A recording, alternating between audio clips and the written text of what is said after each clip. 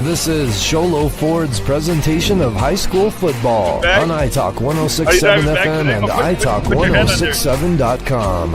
Also brought to you in part by Northland Pioneer College, Ace Hardware of the White Mountains, Beamer's Glass, Mountain Mobile Auto Glass and Tint, Summit Regional Medical Center, Horn Auto Center, Honda Ski and Outdoor Sport, and Comfort Fit Dentures. And now, Sholo Ford presents high school football on iTalk 106.7 and worldwide on iTalk1067.com.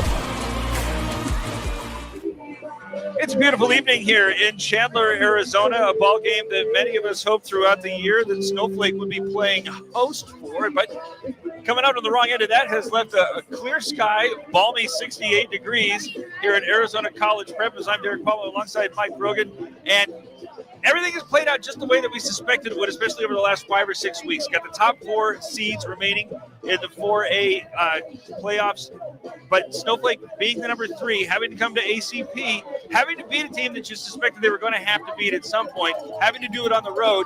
Got 2 pretty good crowds out here, but excellent conditions for football. Does this play into a factor at all, not being in Snowflake? I think we were talking last week as well about, coming from the 3A semifinal and final games were down in the Valley anyway, so it's kind of in Snowflake's DNA to come down and play in these games. Like you said, the conditions are about perfect. I mean, at least I'm out here with a short sleeve shirt on, and it's absolutely, it's almost perfect. I don't know how you can say anything else with the weather. So I wouldn't think that's going to play a factor into it. And again, we've been looking forward to this game for 6 weeks. I think we kind of knew this game was coming. So, well, let's take a look at the. We were really squeezed in here, folks. And by the way, you're not going to be able to see anything. We are not able to show you any video, so we thank you for tuning in for this audio broadcast as we take a look at the keys to the game brought to you by Ace Hardware. It says a 24/7 locksmith. The next time you're locked out of your car, just need a key. Replace any hour of the day or night, any night of the week. Call Ace Hardware in Pine Top, Overgard, and Sholo. This is an Arizona College Prep Knights team that is very well balanced, throws for about 200, runs for about 200. The Lobos, pretty well balanced defensively. How do you see this swinging? The strength of the Snowflake defense is definitely that defensive line and that linebacking core. I think it's going to be strength on strength today. I think one of the things that I'm interested to see is how Arizona College Prep handles the physicality of the front seven from Snowflake. It's easy to run the football, and I guess I go back to the old, was it Muhammad Ali who said everybody's got a plan to get punched in the mouth, and I think you're going to kind of see that tonight. Really interested to see how they're going to handle that physicality tonight. See if they can still run over a very physical, strong defensive front that Snowflake's going to put in front of them. Now, on the other side of that, the same thing goes for what Snowflake just experienced in the quarterfinals against Prescott. They had a plan for a very mobile and very athletic quarterback, got punched in the mouth twice, and then had to adjust. Making that adjustment, how does that necessarily now get them ready to play an even more talented ACP team? Yeah, and I think in talking to Coach Solomon a little bit earlier, he's telling me that, again, it's a mobile quarterback that they're going to be facing tonight. Not quite at the same level as what they faced last week, but one that's really good nonetheless. He said just being able to deal with that quickness, make some adjustments, deal with that deep passing attack, which is really similar to what ACP likes to do. Feels like it's going to prepare them pretty well for tonight's game. I think Snowflake will be a little more basic tonight, though, for defensive linemen, and I think they'll be able to contain with their base defense. Snowflake on the offensive side in the first half of the year was really leaning hard on Jacob LeDuc, but now his rushing numbers down under 60, though he almost has 20 touchdowns. They've been trying to air it out a little bit more. We didn't know if that's just trying to get the playbook a little bit more opened up. But now that they're in the last potential 2 games of the year, what do you see from LeDuc's feet? Yeah, I think what you're going to see from them is the deeper you get into the tournament, obviously, the more balanced that you want to be. You're going to be facing better defenses, better defensive lines and things like that. I do think they're going to definitely lean on they're going to lean on that running game tonight. They're going to see if ACP is able to stop that run game. If not, I think Snowflake is prepared definitely to go ahead and throw the football where they need to. But well, how foreboding is this potentially? You just got done talking about whether or not Arizona College Prep is going to be able to run through the Snowflake front seven. They couldn't even run through the little tent that they had inflated to try to get the crowd all hyped up. Is that a sign of things to come? We don't know. That's a little foreshadowing for us. We'll have the kick for you right after this. It's Snowflake Lobos and Arizona College Prep Knights in the semifinals. Want the best deal on your new car, truck, van, or SUV? Go to Sholo Ford. Sholo Ford has the best deals. Not only does Sholo Ford sell the #1 truck in America, Guy Hatch guarantees you won't find a better deal on that truck anywhere else. Sholo Ford sells the best at the best price. Sholo Ford on the east end of the Deuce and at sholoford.com. At Summit Healthcare, you'll find a level of care you might not expect from a rural hospital. We've recently received 5 stars from CMS, a prestigious ranking that less than 5% of facilities in Arizona earned. Our cancer center has proven its level of advanced care with a national accreditation from the Commission on Cancer. And we continue to add more doctors and services so that you don't have to leave the mountain to find the care you need. At Summit Healthcare, we're elevating care here at home. Winning takes focus, preparation, and support. Keep focus on your dream career while saving thousands in tuition costs at Northland Pioneer College. We're here to support your goals and see you succeed. Visit npc.edu to see our programs. An academic advisor will get you on the right path to achieve your educational goals. Northland Pioneer College, expanding minds, transforming lives. You've been there, waiting forever at the gas station for the guy to free up so he can fill up your propane tank. Or worse, when the only qualified propane technician decided to stay home that day. Yep, you've been there and I have too. That's why now I get my propane from Ace Hardware every time. You get Ace Hardware's world-famous customer service when you stop in for propane. That's right, you get in, you get out, and you get a great deal on propane and everything else. From Ace Hardware at their locations in Pine Top and Heber. Ace Hardware is proud to support White Mountain Sports. Semifinal matchup here, Snowflake, the #3 seed, number 26, according to Max Preps. Arizona College Prep, the #2 seed, number 25, according to Max Preps. Coincidentally, even Catholic, I believe, 28, Micah Mountain all the way up to 21. If you believe in what the computer has to say, you need to, well, apparently we came back a little bit too soon. The color guard's still up there, so I'll try to be a little bit more respectful. But we were wrapping up our Ace Hardware keys to the game. Ace Hardware has a 24/7 locksmith. The next time you're locked out of your car, just need a key. Replace any hour of the day or night, any night of the week. Call Ace Hardware in Pine Top, Overguard, and Sholo. So if you believe what the computer has to say, Micah Mountain is this old Snowflake foe from last year, still looking like they have a little bit been overlooked and forgotten over the course of this season. But, everybody's going to strap them up and get ready to play. I wonder how that game's going to turn out with that, that, I don't know, 12-hour trip to Yuma or however long it is from Tucson. 12 hours horseback. But, it'd be interesting to see how that game turns out tonight. Certainly there's kind of a championship pedigree at Micah Mountain that they're starting to develop. So. And a championship pedigree at Yuma Catholic. Really, all of these programs that remain have some experience. As Arizona College Prep wins the toss and elects to defer, so the Snowflake offense is going to come out with an opportunity here, at least initially. Do you think this plays into Snowflake's hands or not? I think Snowflake would love to put their defensive unit out there first. I think, I don't know if it matters in the end. You just got to go out and execute when you get your opportunities. So offensively, they come down. If they can put a drive together, get some points, I think it'll definitely benefit. Now, we didn't get to cover the game against Marcos Deniza for reasons that don't frustrate, but The reports that we had was that the Lobos struggled a little bit with the size of the Padres front, but looking to see if this is going to have a similar situation. It looks like the offensive line for ACP has pretty good size, and there's some big dudes up and down the sideline, but it doesn't look as if that's something that's going to be a huge factor. How do you see any size advantages or not? Yeah, I mean, when we were watching them warm up, they seem real similar size-wise to what Snowflake's going to run out there, offensive line-wise. A lot of 6 foot, 6'2" kids, 220-pound kids, but I think definitely with Snowflake. Cody Flake's kind of the odd man out there with being the 280-pound kid, but they're always going to have that advantage on that offensive line with him. Ethan Christensen, Bjorn is a good athlete as well. So Reed Martinelli is going to be doing the kicking for Arizona College Prep, which is wearing all black with some purple accents and numbers. Northland Pioneer College is bringing you all of these kickoffs. When it's time to kick off your college education, do it at your hometown college with the lowest tuition in the state, now offering bachelor's degrees, programs in education and business, as 3 Lobos are back, including Christian Smith, who has this one angling toward him, but this will sail into the end zone for a touchback, so we get a little bit of an idea about what sort of kicking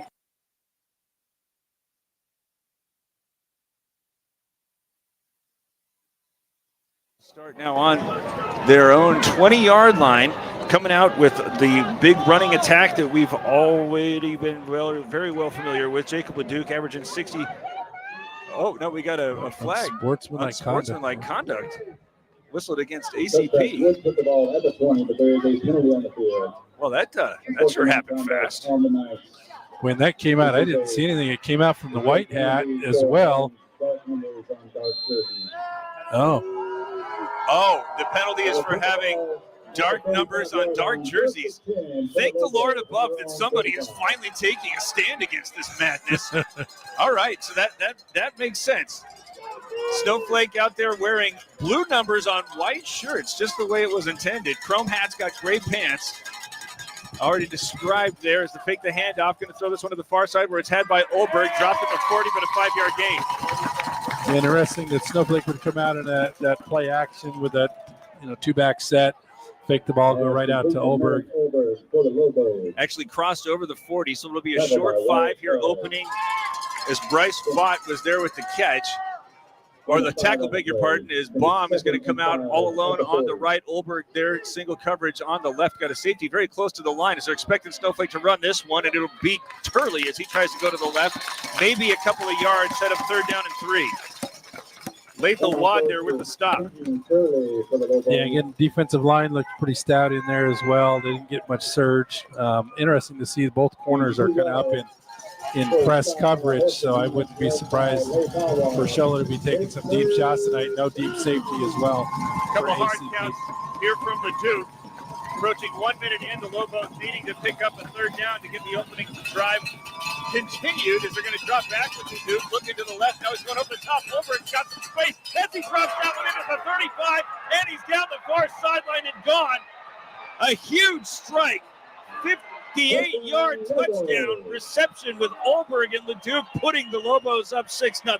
And again, you can kind of see that coming with those corners up in press coverage, no safety over the top. Olberg's just got to beat him off the line of scrimmage, was able to get that 2 or 3 yard separation.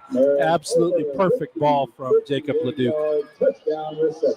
That is a comfort fit dentures touchdown. I think everybody in this football facility was expecting that to go to Turley. I will go ahead and identify myself as one of those, as here's Brown trying to make it a 7-point advantage here.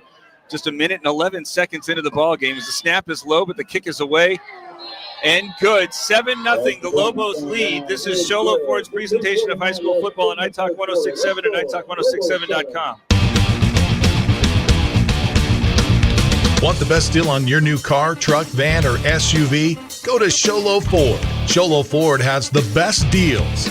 Not only does Sholo Ford sell the #1 truck in America, Guy Hatch guarantees you won't find a better deal on that truck anywhere else. Sholo Ford sells the best at the best price. Sholo Ford on the east end of the Deuce and at SholoFord.com. Well, the Snowflake offense strikes fast. They picked up a 15-yard unsportsmanlike penalty because of the coloration or the sequence on ACP's uniforms. And now Ashton Sanchez and Max Sesso are back to receive this one, standing along their 10s. Sam Brown, without the elevation, there's no breeze. So let's see if he's got the same sort of zazz that Martinelli has, as the ACP finds itself in familiar circumstances. It had come from behind in the first 2 rounds to try to actually win those games. This one's actually going to be take at the 5. Sasso coming all the way over. He's got a huge hole. He's the 30, the 40. Sam Brown's the only man back. Cuts back inside the numbers. He's at the 30, 20, 10, 5. Touchdown ACP. There are no flags. The Comfort Adventures return of 95 yards. Yeah, you can see that kind of that gap open up here on the left side. And he just hit that hole. It was gone. I don't think he was touched on that hole, on that return.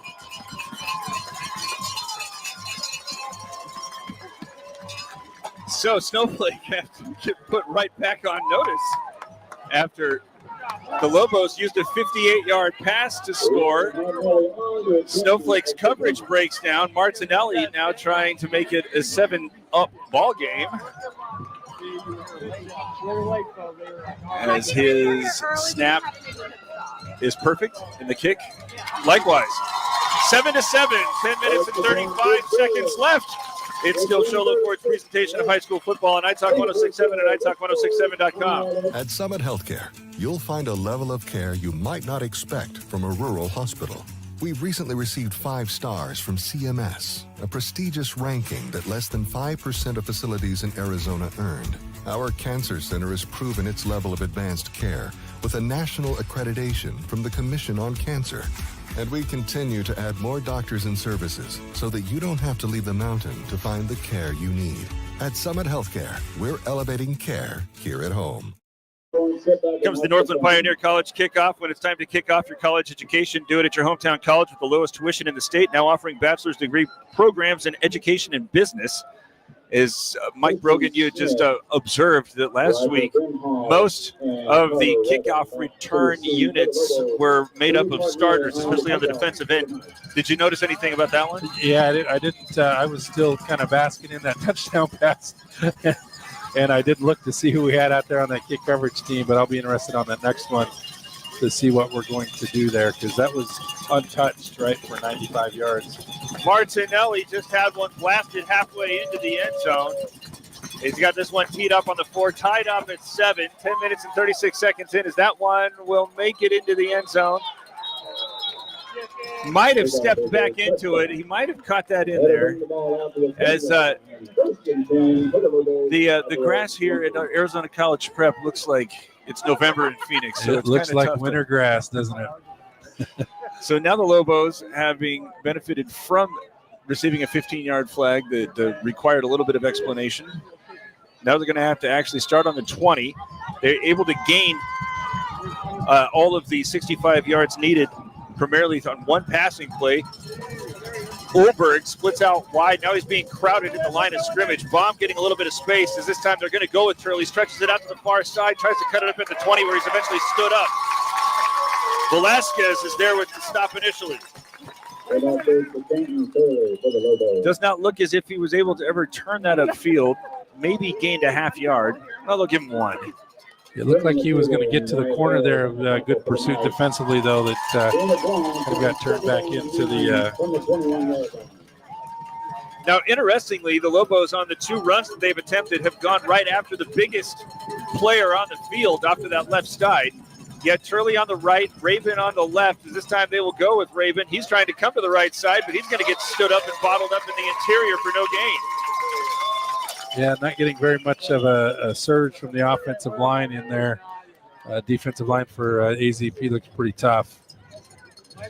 Jesse Myrick is there with the stop. A couple of extra receivers come in as Turley checks out. Coming to the near side, Willis and Silverhorn, who are going to join Ulberg.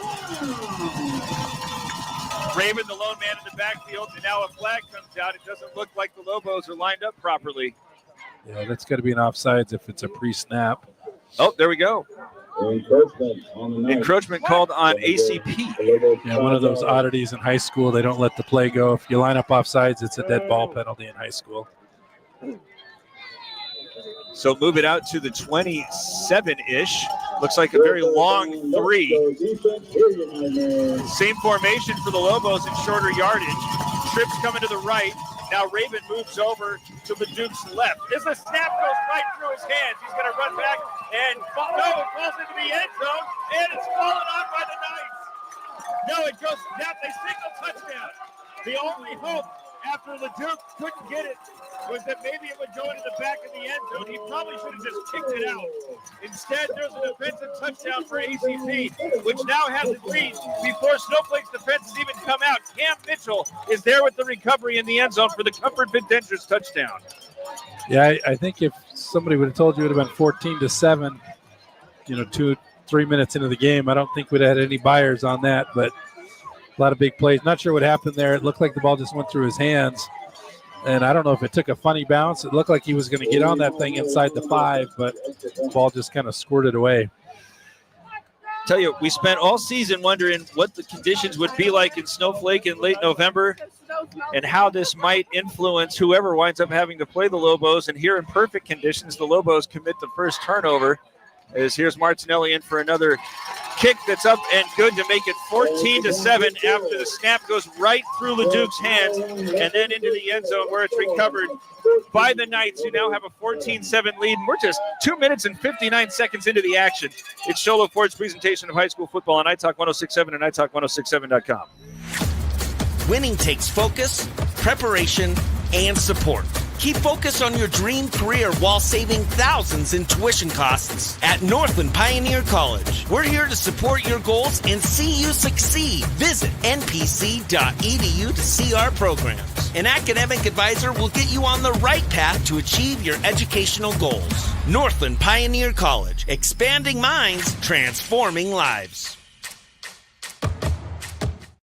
All right, so the ballgame started with a 58-yard touchdown between LeDuc and Olberg, then a 95-yard kickoff return with Sasso, and then a fumbled snap recovered in the end zone. 3 touchdowns, not even 3 minutes having been played. And here's still another Northland Pioneer College kickoff when it's time to kick off your college education.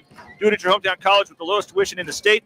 Now offering bachelor's degree programs in education and business. As the same 3 Lobos are back to receive. The first 2 went into the end zone. This one will as well. Start on the 20 here. The Lobos with their work cut out for them now. I think the most disconcerting element of the first almost 3 minutes of the game is we still don't know how the Lobo defense is going to have to make any adjustments, now having to potentially do so, trailing by a touchdown. This is a very big drive here for the Lobos, and there's still so much football to be played. Yeah, and I think, what you want to instill in the kids here is it's just a 7-point game, no different than if they took the kickoff and scored. Just put together a good drive here, kind of get this game back on balance. Split backs for LeDuc. This time goes Raven. Tries to run up the middle where he's met by a sea of black jerseys and brought down after a 1-yard gain. Tice Turner, the first man there. Yeah, again, just defensive line penetration for Arizona College Prep has been really, really good tonight. There's no lanes to run. Snowflake ordinarily likes to start working with tempo, now huddling up. Yeah, and I don't know, they're running, they got no safeties, or they got one safety who's just kind of over the top of the tight end here. Like I said, all 11 players are in the box. For this defense, it's going to be awfully hard to find any running lanes just based on numbers. Baum and Olberg on the other side. They're going to look for him again, this time getting pushed around as it's going to be thrown up for grabs and intercepted. 2 players that were really pushing off of each other. Olberg's a little bit late getting up as Aiden Chapman is the interceptor. Olberg now being helped up. It's difficult to say whether or not there's something that's bothering him more than he's just frustrated with himself that he couldn't come away with that one, as there's consecutive turnovers for the Lobos offense on as many possessions. And now the defense is going to come out having to defend a short field as the Knights will start on their own 44-yard line. and are really going to need to pick up a stop here, trailing 14-7 with 8 minutes and 8 seconds to go. Sasso is deep in the pistol. Evan Heinrich, the quarterback, waiting as they take the snap, go right to Sasso, slips a tackle at midfield, and now he's already into the Lobos territory all the way out to the 40. Jet Smith makes the stop, but not before a 16-yard gain. They get a nice hole there. Looked like was Snowflake defense overran that thing. They were able to get back inside and get to that second level pretty quick. Sasso sure hits that hole hard. Already on the plus side of the field, 7:50 to go. This comes after 2 Snowflake turnovers. 1 resulted in a touchdown. First play that the Lobos defense has been on the field for, and there's been 3 scores already. Again with the pistol, man coming in motion right to left as they're again going to turn, go Sasso. Again goes right in the middle, this time stopped after a very short gain. Nichols is there with the tackle after a gain of 3. Yeah, much better job there by the Snowflake defense on that run. And off the Max Sasso for the Knights. Sasso had rushed for 146 yards on just 12 carries in his second game against Arcadia. That one coming most recently. This only loss for Arizona College Prep was against one of the top teams in Indiana. So Snowflake comes in undefeated, trying to go 13-0 for the first time. Coincidentally, also trying to give Case Solomon his 100th win. As now there's an empty backfield, 5 receivers set. Going to fake a handoff. No, they give it away. He's now turning the corner on the near side. Lambert goes over the 30. Now he's trying to find somewhere to run through, but Nichols is going to get him, but not before he gains 11 yards and a first down. And again, looked like, I don't know if the quarterback tried to pull that, but they looked like that was a little clumsy on the exchange, but they was able to get the edge. And coincidentally, I mean, he beat Hayden Nichols off the edge, but Hayden was able to run him down from behind still. Put it down to the 25, just 3 plays, and the Knights are picking up yards in big chunks. Sasso back out there in the pistol. Now 2 players go in motion from the left to the right side. Heinrich turns, gives Sasso, runs to the right side, has a big hole as he goes over the 20, tripped up as he approaches the 15, gain of 9. Jet Smith there with the stop, but this is a 16-11, now 9-yard gain on the ground here for the Knights. Well, and again, when when your safety is coming up and making, tackles after 7, 8, 9-yard gains, that's usually spells a little bit of trouble for the, front 7. Officially marked after just a gain of 8. Into the red zone, though, is Arizona College Prep. 2 receivers out wide left, still working with the pistol formation as there's a single man on the right side. Snowflake trying to crowd. Now is a man in motion behind the line. Coming to the near side is Sanchez. Instead, the give goes Sasso as he's right up the gut. He's got a first down and a whole lot more. Jet Smith makes the tackle, but not before he runs to the 5-yard line, a gain of 12. 40 yards on 4 carries for Max Sasso. Yeah, really quick move in the backfield. Hayden Nichols had come clean and almost met him at the point of at the handoff, but Sasso was able to make that really quick move and get to that hole. Tyler Louder will come in to spell Sasso, who's been busy. First and goal for Arizona College Prep, under 6 minutes to go in the first quarter. This is the first drive for ACP, as there were haymakers being thrown on the offensive, special teams, and defensive side. Louder, with trips coming to the left, will get the call, goes to the right side, tries to bounce it out to the left, but he's met by a couple of men. Nichols there first, but it takes him for a little bit of a ride all the way down to the 2 after a 5-yard gain.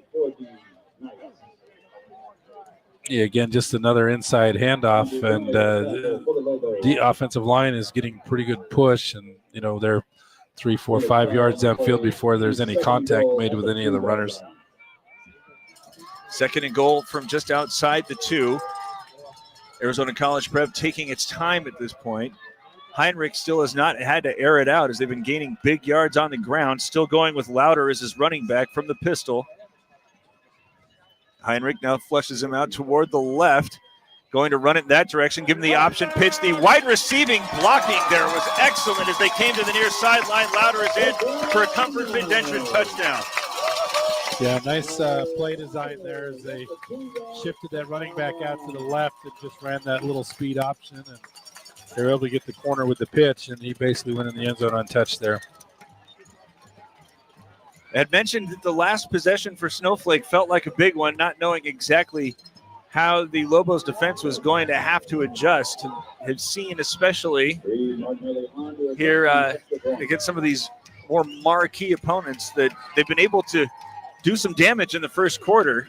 And then Snowflake, once it makes its adjustment, is able to really button things up. But now any buttoning is going to occur after a 2-touchdown deficit, as that Martinelli kick is good. 21-7, Arizona College Prep has the lead. 4:57 to go in the first. Shola Ford's presentation of high school football on iTalk 106.7 and iTalk1067.com. Welcome to Horn Auto Center. Gobble up all of these savings with our Black Friday deals going on all month long. Like our very last 2024 2500 Chevy Duramax, $7,000 off, and we have a half-ton 2024 four-wheel drive crew cab RST, $12,200 off. Come on over to Horn Auto Center on the Deuce of Clubs or go to hornauto.com. We are the GMC Chevy store that saves you more. Northland Pioneer College kickoff. When it's time to kick off your college education, do it at your hometown college with the lowest tuition in the state, now offering bachelor's degree programs in education and business. Already Martinelli has had 3 Northland Pioneer College kickoffs, and all of them have been touchbacks. Here's number 4. Remember, ACP won the toss and elected to defer to the second half, so leading 21-7, even though that is just about 17 minutes away. It's something to think about as the Lobos turned it over on their last 2 possessions. This kick looking a little bit shorter and into the end zone.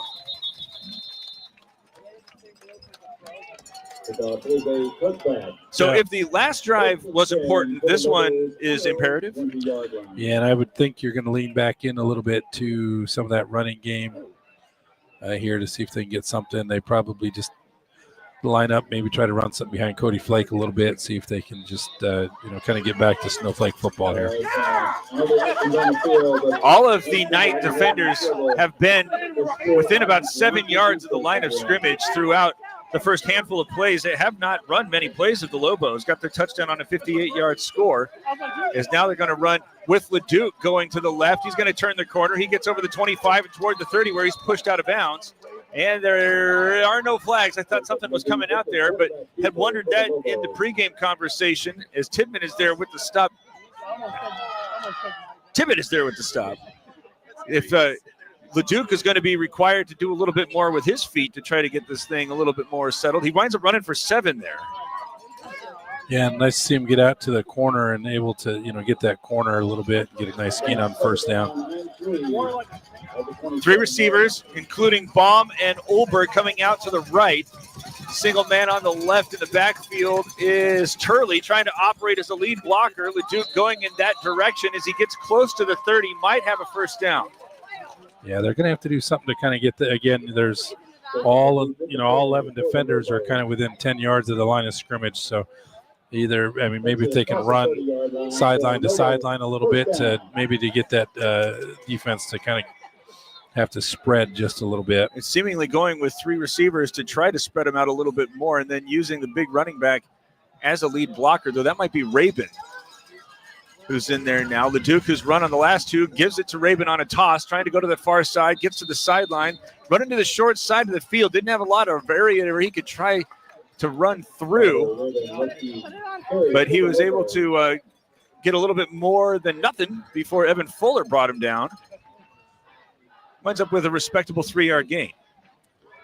Well, and if you can just 3 and 4 yards a pop here, get some time off the clock, kind of get your bearings set. I think that's kind of what Snowflake needs on this drive. If nothing else, they've moved the chains, I believe, for the first time outside of that long touchdown. Same formation as they're again going with the design run for Leduc, who's going to get met in the backfield as he's trying to run over that left edge again.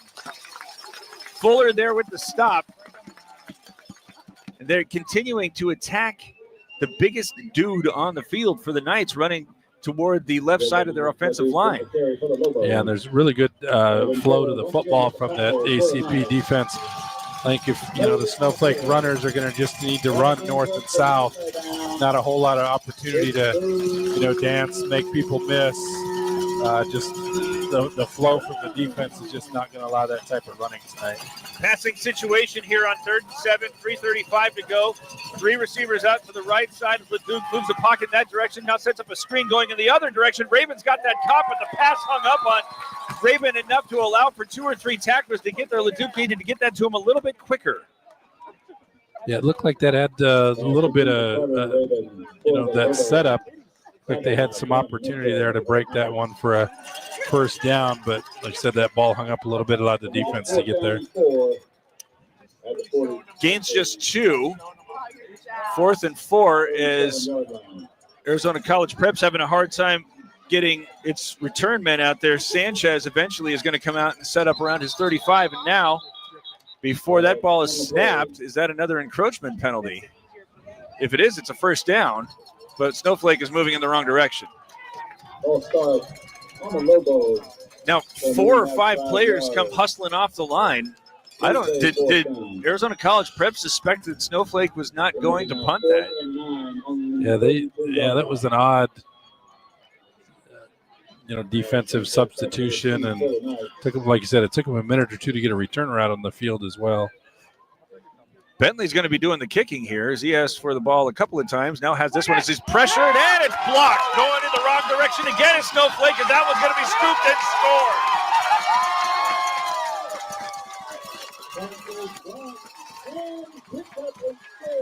Andre Pena is there with the block and recovery and touchdown. And now Snowflake's in a whole world of hurt. And it's in all facets of the game. You get a kick block, a poor snap, a kick return.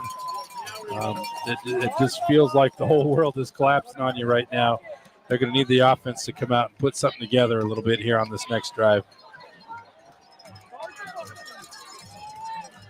Martinelli in for his 4th extra point attempt, and there's still 2 minutes and 30 seconds left here in the first as there's a little bit of pressure off the right side, but it's high and good. 28-7. Arizona College Prep has scored in just about every way imaginable besides a pick 6, and there's still so much game to play. The Lobos got lots of time. They just got to settle as they're trailing 21 here in the early going. It's Shola Ford's presentation of high school football on iTalk 106.7 and iTalk1067.com. Want to go skiing or snowboarding? Visit our friendly Honda Outdoor Sports. We offer skis, snowboards, and helmet rentals, custom footbeds, ski and snowboard repairs, as well as retail shopping for your snow gear, goggles, beanies, snow tubing, and even ice fishing supplies. We have all you need to prepare you for the outdoors. We welcome you to Honda Outdoor Sports, located 1 mile west of the casino. 2:30 to go, first quarter, 28-7. Arizona College Prep with the lead. Another beg your pardon. Northland Pioneer College kickoff. When it's time to kick off your college education, do it at your hometown college with the lowest tuition in the state, now offering bachelor's degree programs in education and business. Martinelli, who has 4 touchbacks already to his credit, kicks this one, and it'll make it into the end zone. Jones there, where he gathers it in. And another long field here for the Lobos, who have allowed 4 touchdowns, one of them coming from the offense. And on that, the Knights only had to make it up the field 46 yards. Just to give you an idea about how one-sided this first quarter has been. But lots of time. And as we were, going through scores early this year, it certainly, Arizona College seemed to score in spurts. And so you just got to kind of stem that tide here, get a score here, and kind of get everything back on track. Turley's going to get this one as he's already into the second level over the 30. He's at the 40, angling outside the numbers at midfield before he's brought down at the Arizona College Prep 40. Dylan Wolfswinkel is going to be there with the stop, but not before the Lobos gained a desperately needed 40 yards on the first down. Again, they opened a good hole over on that left side of the offense, right side of the defense, and Turley hit that hole pretty well. And then again, I don't think they ever got him to the ground. 2:21 to go in the initial. 28-7, the Lobos trail, but are now in Arizona College Prep territory for the first time outside of that long pass to Olberg, who's now split wide to the right. Bring down a high snap again, give to Turley. Bumps off of a couple of tacklers and now pushes his way over the 35 and then gets another push all the way down to the 30 and another first down. Well, and you sure like what you're seeing out of the sideline, right? A lot of energy, a lot of enthusiasm on those 2 big runs by Turley. Crowd still in the game. It's like you said, we still have, 38 minutes of football left to play. So First and 10, 2 minutes to go. First quarter, same formation, bomb split wide left. Been running this one with nothing but Turley here. As LeDuc taking a little bit of extra time, short drop. Is looking to the far side where he's got somebody having his jersey being tugged, and there falls incomplete. Bomb the intended man. But that was a clear-cut pass interference that everybody missed but me, apparently.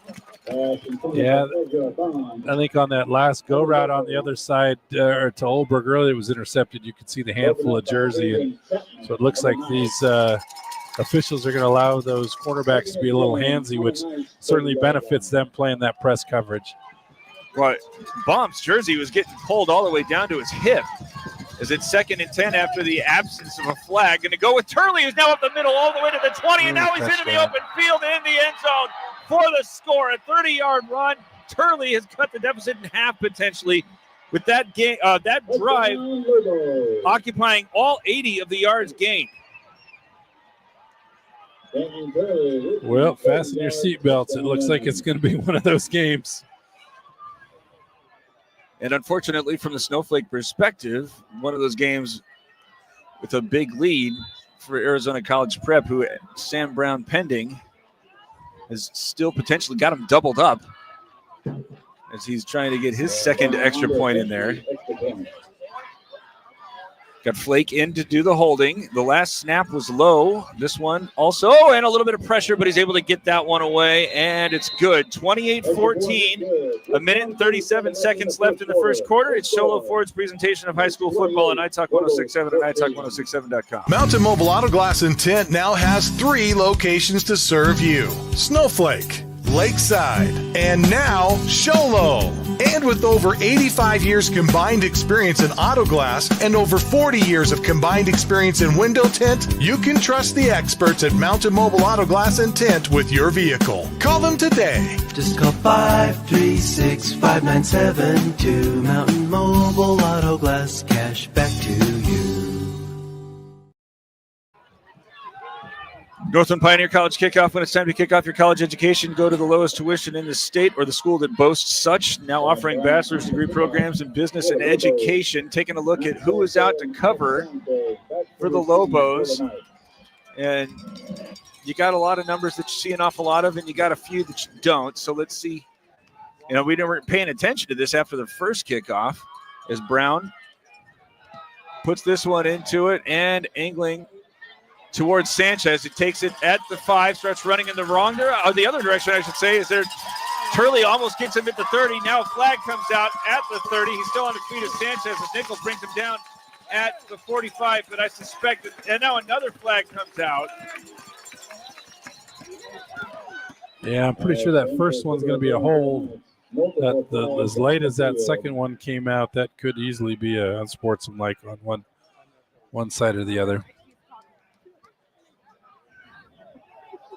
Well, Sanchez took that outside the near hash and ran that all the way close to the far sideline. A long way to go, but found the seam that he was looking for. But first flag seems to indicate that that was produced by a hold. The flag is standing about between the 29 and 30. Then the only question is where or what was the other one? Because that could offset, wind up putting this, at the 35? I don't know what they do on offsetting penalties on kickoffs. I don't know how they could do anything but re-kick. That there unless the last was a dead ball. Yeah, unless it's a dead ball, then they'll assess them both. So holding has been signaled against Arizona College Prep, and then a personal foul called against Arizona College Prep. That should be 10 and then half the distance. So we're probably looking back at the 10-yard line. So they marked the first flag back to the 20, and now they mark the second one half the distance to the 10. I've never been a big fan of the half the distance on personal fouls. I don't know how you should ever minimize a dead ball personal foul. I've always thought they should walk those off as much as they could, but who am I? Here comes Sasso again, back in the pistol. Heinrich has not yet had to throw it out. Oh, Louder is back there as they fake the handoff to him. Throw this one out to Lambert, who's looking for a little bit of blocking help as he comes to the near sideline and eventually brought out of bounds, and then some extracurricular blocking as Brimhall and Nichols were there with the stop, but get a load of Austin Spendlove as he was playing till the last bit of the whistle was done echoing. You know, at this time of these games, usually you can see a distinct difference in physicality between Snowflake and their opponents. And, you know, here I think Arizona College Prep is up to the challenge, at least from the physicality perspective. At least in the first half. Yeah, absolutely. Louder still the lone man back in the pistol. Two receivers now going to the right. And now joining them going in that direction is Barkdahl. Is they're going to give? No, they fake. No, it is given to Louder as he is going to be this time stopped after a couple-yard gain. And both of these front lines are giving each other all of the business. There is no smoke spared. Yeah, there's a lot of extra curricular, it feels like, as well in this. So I guess a lot of spirited play. There's nothing wrong with that, right? Going to give him 4 yards on the gain. Move it out to the 26. This drive started on the 10 after a couple of flags against Arizona College Prep on the kickoff. Again, setting a man in motion to the right side. Heinrich waits. Now throw it backward pass with some other good blocking from the receivers. It's caught over the 30, and now down the far sideline. Markdahl is going to get that one all the way out to midfield. Nope, stop him at the 48. But still a 22-yard gain. Snowflake's having a little bit of trouble kind of disengaging from the blockers on that I don't know what you want to call that wide receiver screen or whatever they're running out on that side out there. You know, someone's got to get off that block and get him before he's got that full head of steam up. Push this out to the 48, 30 seconds to go as the tackle went out of bounds. The clock is stopped. 28-14, Arizona College Prep has the ball and the lead. Snowflake now with two safeties very deep. As the lone man in the backfield in the pistol is Louder, who's going to the right side and again running through some tackles as he gets stopped by Aiden Kaur and White, but not before he gets into Snowflake territory after a gain of 4. Yeah, again, it's kind of like one of the Snowflake defensive ends are coming unblocked, and they're just kind of reading him as whether to give or to keep. That'll be the last play of the first quarter as the Lobos trail 28-14. It was quite an eventful first, but still 3 quarters to go in an awfully long time. It's Show Look Forward's presentation of high school football on Night Talk 106.7 and NightTalk1067.com. Want the best deal on your new car, truck, van, or SUV? Go to Sholo Ford. Sholo Ford has the best deals. Not only does Sholo Ford sell the #1 truck in America, Guy Hatch guarantees you won't find a better deal on that truck anywhere else. Sholo Ford sells the best at the best price. Sholo Ford on the east end of the Deuce and at sholoford.com. At Summit Healthcare, you'll find a level of care you might not expect from a rural hospital. We've recently received 5 stars from CMS, a prestigious ranking that less than 5% of facilities in Arizona earned. Our cancer center has proven its level of advanced care with a national accreditation from the Commission on Cancer. And we continue to add more doctors and services so that you don't have to leave the mountain to find the care you need. At Summit Healthcare, we're elevating care here at home. Start the second quarter. Got a score we can report also in the second quarter. Yuma Catholic has a 7-0 lead over Micah Mountain. Oh, my. And for those of you who are interested, your Queen Creek Bulldogs are again trailing after 10-0 to Centennial. Yeah, I know that we got a little listeners that are interested in that. Yeah, it seems like we're in the state playoff run, and Centennial always shows up. 2nd down and 6. As Louder continues to operate as the running back. Turn and give this one as he's met at the line of scrimmage, maybe even dropped for a loss.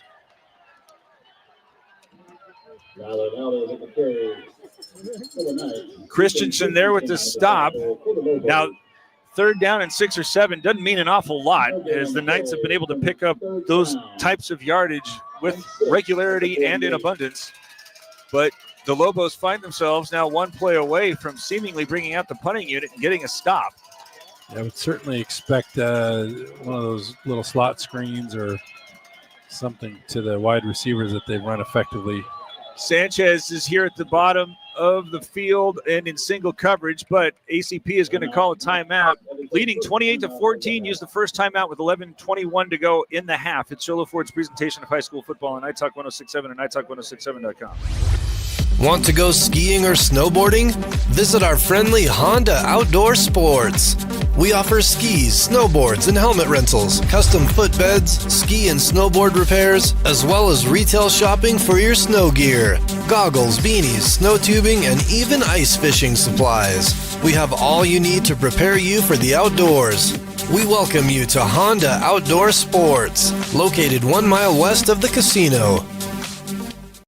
11:21 to go, second quarter. ACP, which has scored every time it's touched the ball in one way, shape, or form.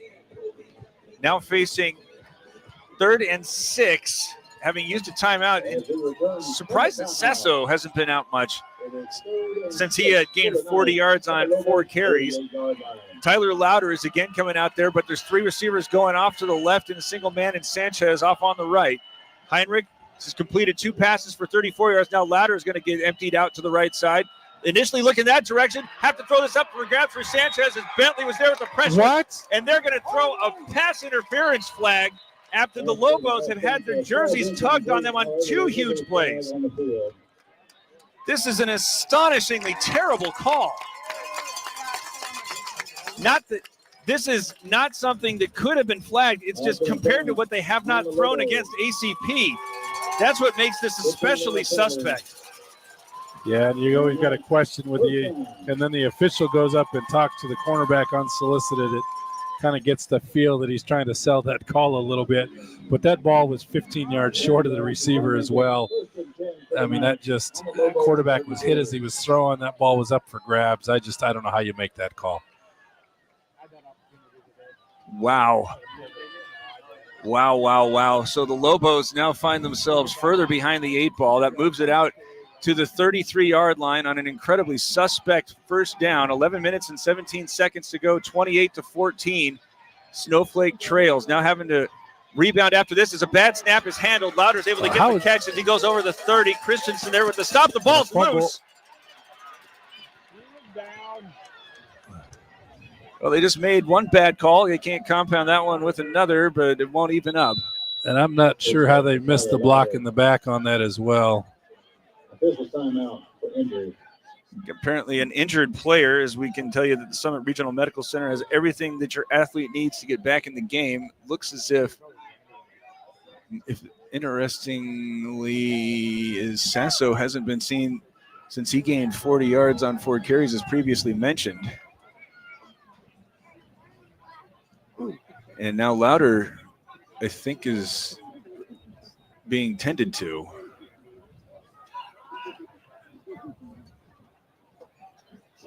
It looks like they're helping him up.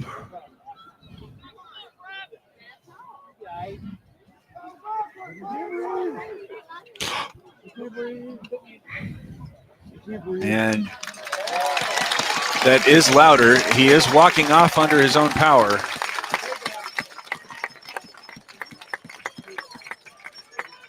So who comes out to operate as the running back after that gain of 7? Sasso is coming out. Sasso will come out to continue this drive that was extended by what can only be described as a questionable pass interference flag. If we were being honest, as one of us already was, it was astonishingly bad. As there's 4 receivers with 3 going to the left, approaching the red zone on 2nd and 4. Heinrich empties Sasso out to the left. They're going to go in that direction. Again, the Lobos are being occupied by blockers, but nearly had. Now as a flag comes out, maybe this is going to be a hold. Lerma was there with the stop. Let's see what this penalty is. Well, especially when you get on the perimeter, I mean, there's a lot of, jersey grabbing and things like that. And the harder the defense works to get off the block, the more likely they are to get a holding call on that. And I think finally you had, I don't know who that was out there, if that was that J.J. Lerma that was getting held. And he made a really good effort to try to get away from that block. Makes it a little easier for the officials to see that and make that call. So that is a hold that'll move him back behind the sticks. Second down still and 12. 10 minutes and 46 seconds left in the half. The Lobos looked like they had picked up a stop, but denied the opportunity after a pass interference flag on Mason Rabin had extended the drive when it looked as if Heinrich was being brought down on 3rd down and 6. That was closer to midfield, so this is probably 4-down territory here as they again come out with the pistol. We got a new running back who's coming out wide to the near side. Again, pressure, trying to drop this one off. It's going to be had by Lambert as he starts running over to the left side. Now he's got all sorts of help as he zigs back outside the numbers before he's brought down at the 10. John Jones is there with the stop, but a gain of 30 is going to make it 1st and goal. Tackle by John Jones.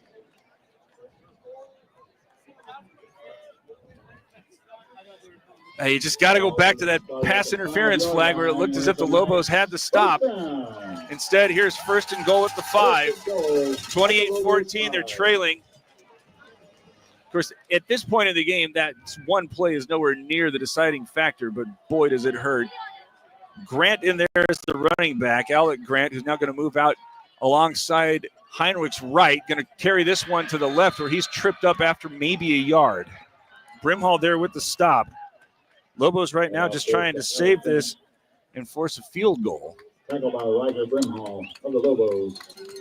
Yeah, and they got to do a better job giving up those chunk plays. It seems like every time they get a couple of defensive stops, they give, they've been giving up 10, 12, 15-yard, pass plays right behind it. But going to say that Grant was stopped for no game. Sasso coming back out as there's no huddle, but everybody's staring toward the sideline, so a huddle de facto.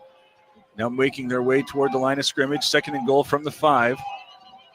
Pistol formation, at least initially. They've been moving the running back out of the backfield an awful lot on this drive. Heinrich is now flirting with a delay of game, and ACP is forced to use its 2nd timeout. 28-14 it leads, looking for more. 9:15 to play in the half. It's Sholo Ford's presentation of high school football on iTalk 106.7 and iTalk1067.com. You've been there, waiting forever at the gas station for the guy to free up so he can fill up your propane tank. Or worse, when the only qualified propane technician decided to stay home that day. Yep, you've been there and I have too. That's why now I get my propane from Ace Hardware every time. You get Ace Hardware's world-famous customer service when you stop in for propane. That's right, you get in, you get out, and you get a great deal on propane and everything else. From Ace Hardware at their locations in Pine Top and Heber. Ace Hardware is proud to support White Mountain Sports. 8-14, ACP, which perhaps feeling as if it's going for the dagger here. If the Lobos are not able to start mixing in some stops, then getting a 3-touchdown lead here early in the 2nd quarter could have an awful lot of say-so on how this semifinal matchup is going to progress. So they have 1 timeout now remaining for the half. The Lobos were able to stop Alec Grant for no gain. Now coming out against Sasso, who has 40 yards on 4 carries. Now moves over to Heinrich's left. 2 receivers were on the right. Now move back to the left. And now as the Lobos defense shifted, flags come out. And a false start is called against ACP. You can just tell where that flag came from. That was a false start call, right? Because it came from the umpire, and he's, he can't see if anybody actually gets into the neutral zone or not. So he's watching the offensive line for the move. Moving back to the 10. And I think they're being allowed to play a little loose with some of those motion rules because they got a lot of guys going forward, in motion and some things like that. Barkdahl moves into the near side as they're going to throw this one on a slant to Sanchez, who's able to elevate and score. Comfort Fit Dentures touchdown, but it ought to come with an asterisk because there was a really sketchy pass interference flag that extended this drive.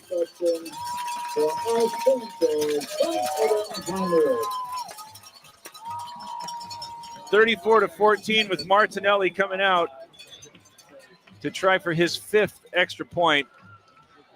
And I know they don't need my permission, but the Lobos can go ahead and break something tasteful after the way that this ended.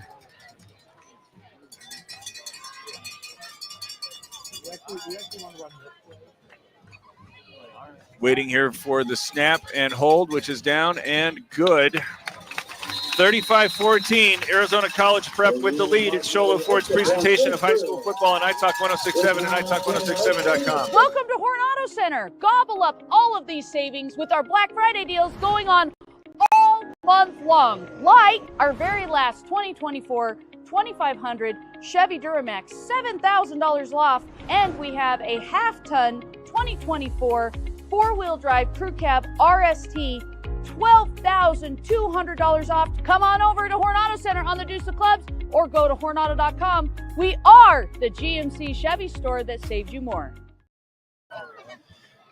Well, when we were going to break, a flag came out, and it looks as if Arizona College Prep picked up still another 15-yard flag, which I had immediately suspected that one of the Lobos had said, well, it's just a sideline warning. I thought that they had signaled unsportsmanlike conduct. Yeah, they did, and I wonder if maybe that's the sign for the sideline warning as well. With it. But, oh, no, they're walking it off now. Micah Mountain has just tied it up against Yuma Catholic. Winner of these two games will head to Sun Devil Stadium or whatever it's called these days, and we'll get to play for some hardware. Right now, this is shaping up to be all Arizona College Prep all the time. The Lobos got a score, and then they got to get a stop. Well, we should get to see a kick return here. One would suspect. I would probably not come up 15 yards with the 15-yard penalty, though. With him kicking everything into the end zone, I may stay a little. Right now, you got three guys angling from the 15 back to the 10. Smith is off to the left. Martinelli has kicked everything heretofore into the end zone. As he's now on his approach, it's a Northland Pioneer College kickoff. It is angling short and will take in by Brimhall as he's over the 20 and now makes a couple of men misses. He gets over the 40 before he's brought down at the 45.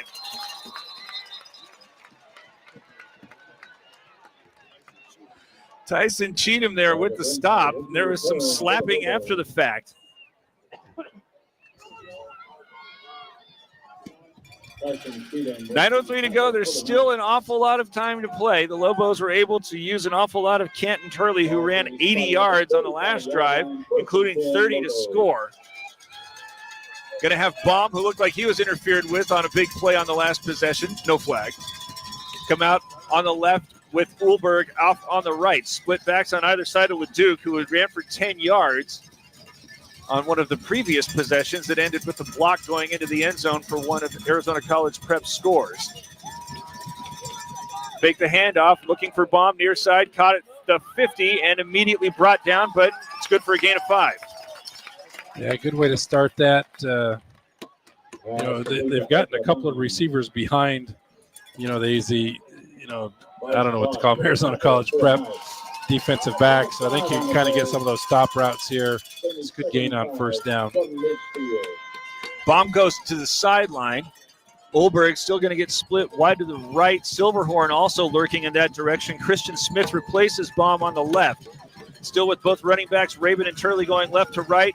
Going to go Turley, who is going to get popped in the backfield. That one read perfectly by Cam Mitchell. Yeah, Cam Mitchell was, 3 yards deep in the backfield there and got Turley almost right at the point of handoff. Now Willis is coming off the sideline. 3rd down and 8, and a huge moment here for the Lobos, who couldn't get the stop after they cut the deficit in half. Willis running off the field now. The Lobos are going to split Turley wide right alongside Ulberg and Baum. Yeah, I don't know how they don't. Yeah, well, no flags here. As there's Leduc, who's going to slip for one tackle, drop this one off, and they're in and out. And now a flag comes out late. Oh, he was throwing that to one of his blockers who he had already gone well beyond the 5-yard mark. Yeah, I guess that's a good reason that he dropped it. But I saw a 5, and I thought that was Rabin, but that was Gunnar Richards as the officials right now huddled up. What's this call? Is this illegal touching? It should be an illegal touching or an illegal man downfield. They probably can get him for both. There's a penalty marker down.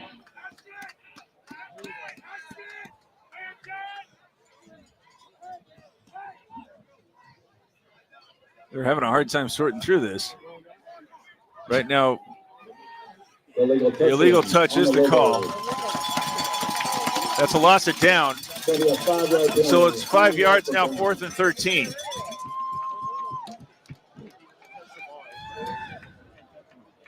And the Lobos trailing 35-17. ACP, which it seemed as if it was momentarily not necessarily believing the Lobos were going to kick it recently.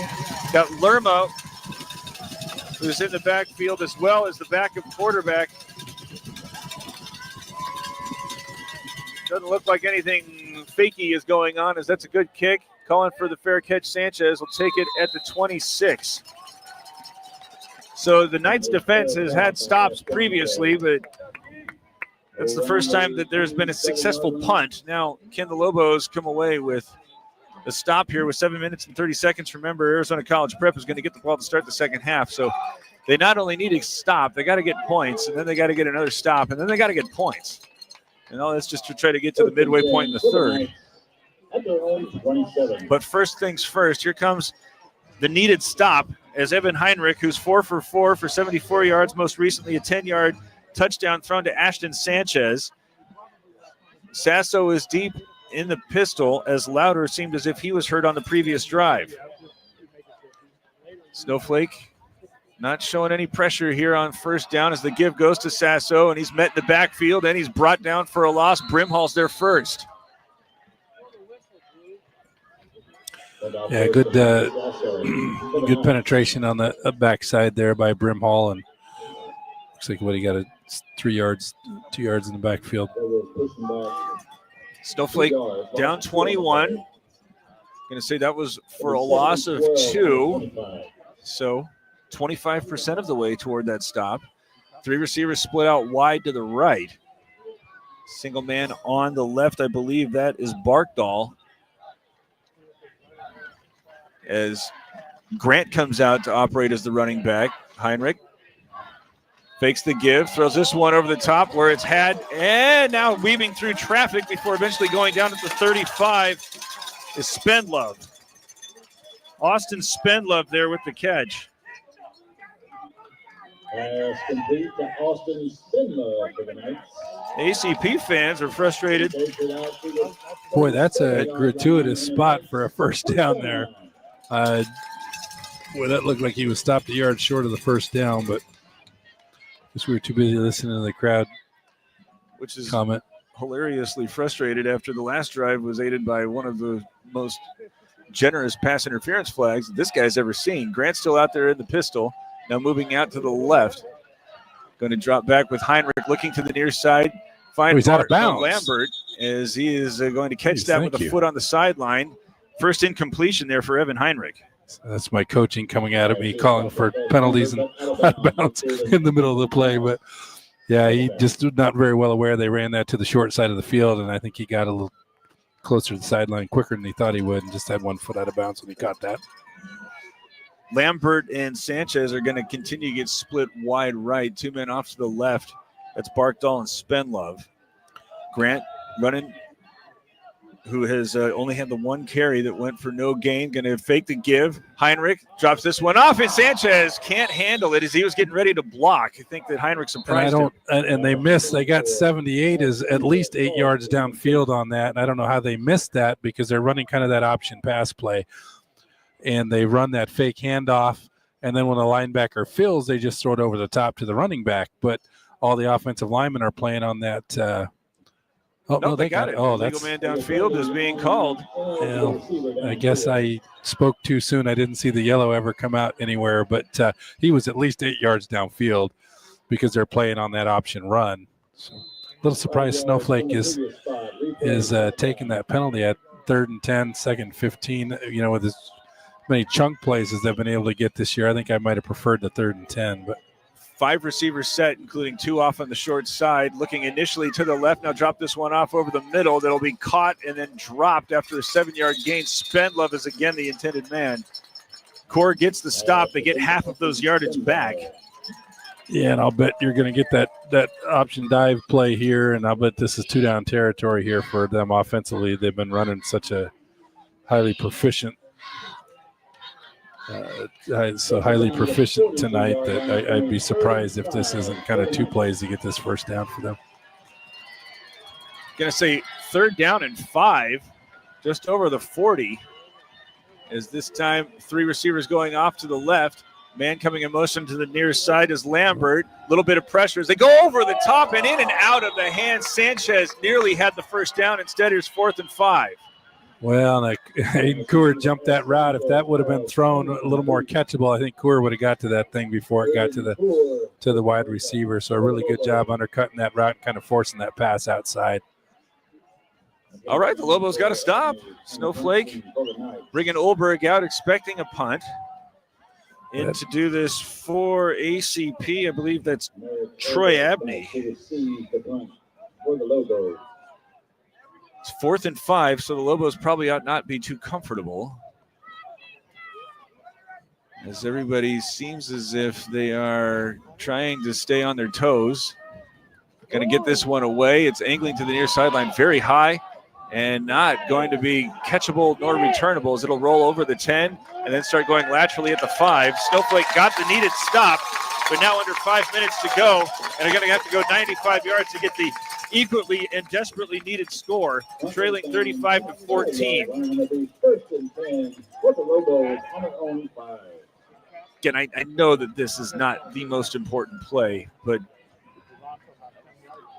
just imagine how different things would feel if it were 28-14 and that pass interference had not been called. Micah Mountain has taken a 14-7 lead over Yuma Catholic.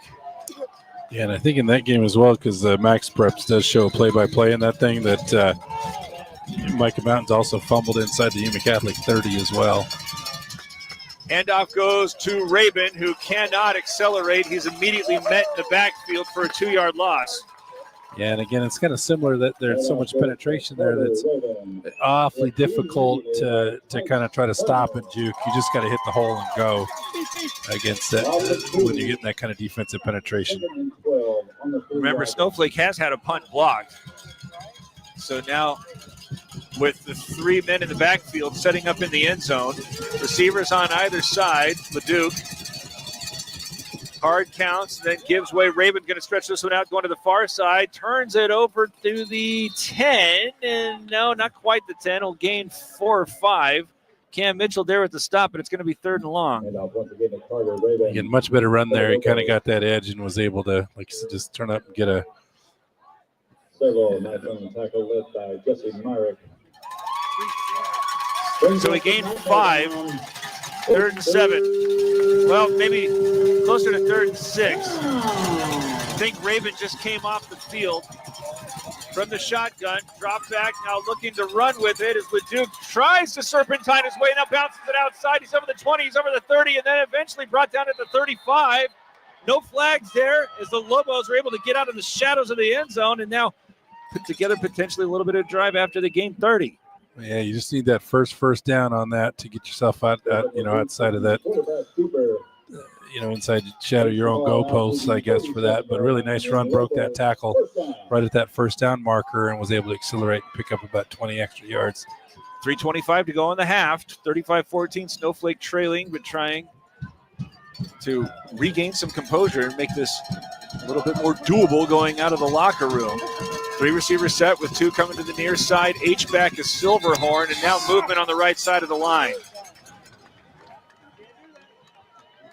Yeah, it looks like a little bit of interior defensive line shift, and it looks like somebody over on that right edge kind of lost. I don't know if they lost balance or a little bit or were reacting to that shift, but kind of fell out of their stance for that false start. Snowflake hasn't had many penalties. Just that one pass interference that one of us can't get over. As Turley gets the call, moves to the right side, nearly through the line, still chugging though as he gets to the 40. He'll gain 7. The Knights learning. Oh, now some flags coming out extracurricularly, and the Snowflake sideline starts celebrating, expecting this to be 15-yard flag number 4 thrown on ACP. And we've seen that all year from Turley. He gets into those piles. He's so hard to bring down, and you got to play, at least to the whistle. I'm not sure what everyone saw there, but it sure looks like they're moving that way. Face mask. Well, that's an awful late flag for a face mask. I mean, it was almost after the play was over. But ACP, they've played really well. But what is this, probably 4 or 5 15-yard penalties that we've gotten now? That's number 4. That includes the dark on dark. Well, that kind of looked pre-planned, right? I don't think there was anybody who was surprised that flag came out. Moves it into ACP territory. The Lobos, after the 30-yard run from Leduc. Now from the 45, again going with the design run from Leduc. Runs to the far side. He's got it on the sideline over the 30 before he's spilled at the 27. Maybe all the way down to the 25. Velasquez there with the stop. And a lot of times when you got a quarterback involved in the run game quite a bit, it gives you get a numbers advantage, right? Because you get that extra running back as a lead blocker. Again going with Leduc, again trying to go to the right side, again hesitating as he gets punched as he goes to the sideline. He took a pretty good wallop over there, but bounces right up. Looks like he's coming right back. So. Right at the sideline as he gains 3. Leduc now with 63 yards on 7 carries. Turley has 7 carries, good for 86 yards. That includes a 30-yard score. Leduc, since he converted 63 yards worth of passing plays on the first drive, has only been good for 8 over the last 5 attempts. That includes an interception. Got split backs now with Raven back in there. Going to give to Turley, who is this time bottled up as soon as he gets to the line, spins forward to gain maybe 1. But again, the Lobos on those last 2 plays were trying to wait for something to develop that is nothing but a giant sea of black. Yeah, they're not getting very good push there from the offensive line. I think we're in that 4-down territory here again, though. We got it's like 3rd and 6 at the 25. So I would expect something they feel confident in gaining about 3, 4, 5 yards here. Minute 45 seconds left as they fake the handoff. Leduc goes underneath where Olberg catches that one at the 20-15. We do not have access to any replay, but there's no hesitation there from the officials who are involved. Yeah, and the line judge who had a really good look at that, he came right in and marked it down and was moving the chains right off the bat. So handoff trying to get to the left side. Turley still moving the feet as he's eventually getting tackled by 5 or 6 Knights. 9 yards there on the previous pass play to Olberg as he now has 67. Turley just gained another yard. He has 88. Clock at 68 seconds left in the half. The Lobos trail 35-14, but are in the red zone, trying to chip in after they got a stop. Split backs again on either side of Leduc, who fakes the handoff, now runs to the near side, tries to cut through a couple of tacklers as he was getting some blocking help from Olberg. Chapman able to stop him. But Leduc gains a few. He also was tackled out of bounds, so the clock is stopped at 52 seconds. So it'll be 3rd down, and we'll call it 2. Well, one good thing is I think every hometown crowd likes to call for holding calls on every run, any run to the outside. Certainly no different here. Boy, I can recommend an optometrist, whoever's running this scoreboard. They're calling this 3rd and 4. Oh, there we go, 3rd and 2.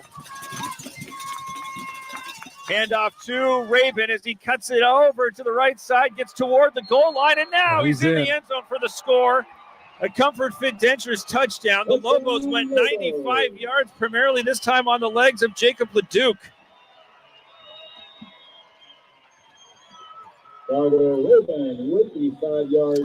Yeah, good adjustment there. Snowflake offense again. Some of that interior run that we're used to seeing is kind of bottled up, but they were able to get Jacob Leduc primarily out on that right edge for that whole drive, and was able to pick up really good chunk yardage on that whole drive. Brown in for the extra point. That's away and good. The Lobos get the stop. Now get the score. Leave 45 seconds on the clock and are going to have to kick it off to start the second half. Arizona College Prep has one timeout. The question is 45 seconds and a timeout enough? Well, and equally as important as that touchdown is going to be this stop on this defensive possession here. They've kind of flipped all the momentum to, Snowflake, again, see a lot of enthusiasm over on that sideline. Everybody is, fired up over there. Crowds involved in the game again. You turn around and give up a score here in the last 40 seconds, and I think that momentum will flip back over to Arizona College Prep.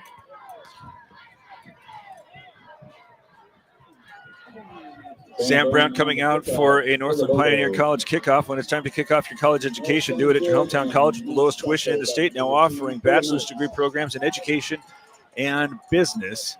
Brown not yet able to find the end zone as he has this one lined up at the 40.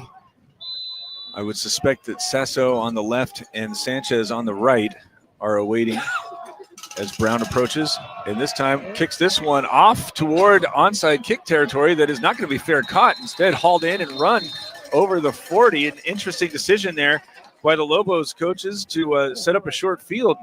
42 seconds and a timeout and only 60 yards, plus Martinelli's got a big leg. Ethan Kim there was able to catch that without a moment of surprise.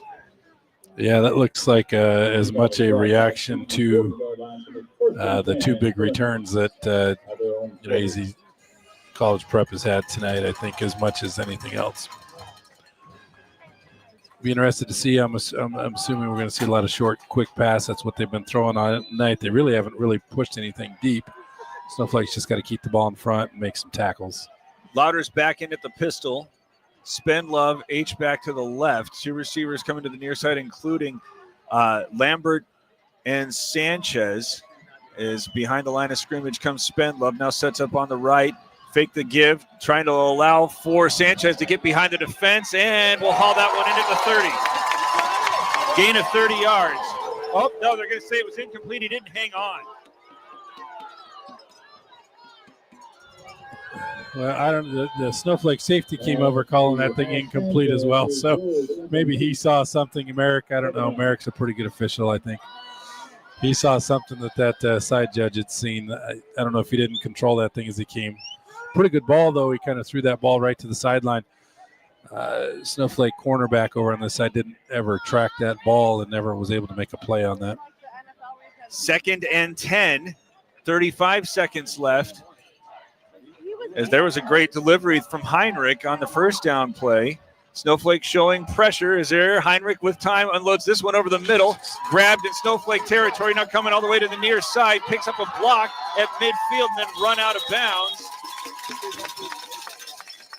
Barkdahl there with the catch and a 15-yard gain, and one timeout remaining with the clock stopped at 26 seconds. Yeah, just a deep, I want to say a deep in route, but Snowflake linebackers had dropped probably 15 yards deep, and so he just ran an in route just inside of the drop of the linebackers, and then was able to cross the field and outrun everybody to this sideline to get out of bounds and stop the clock. I would wager that they're only about 15 yards away from Martinelli's field goal range.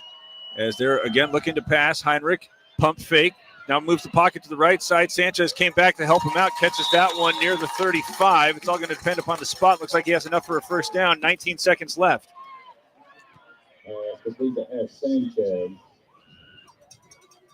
Sanchez will spot it at the 35. Still have that timeout, so the entirety of the field is at the Knights' disposal. And you get the clock stopping on that first down as well. So, like I said, they can certainly use the middle of the field here as well. Two safeties are very deep. That includes Olberg.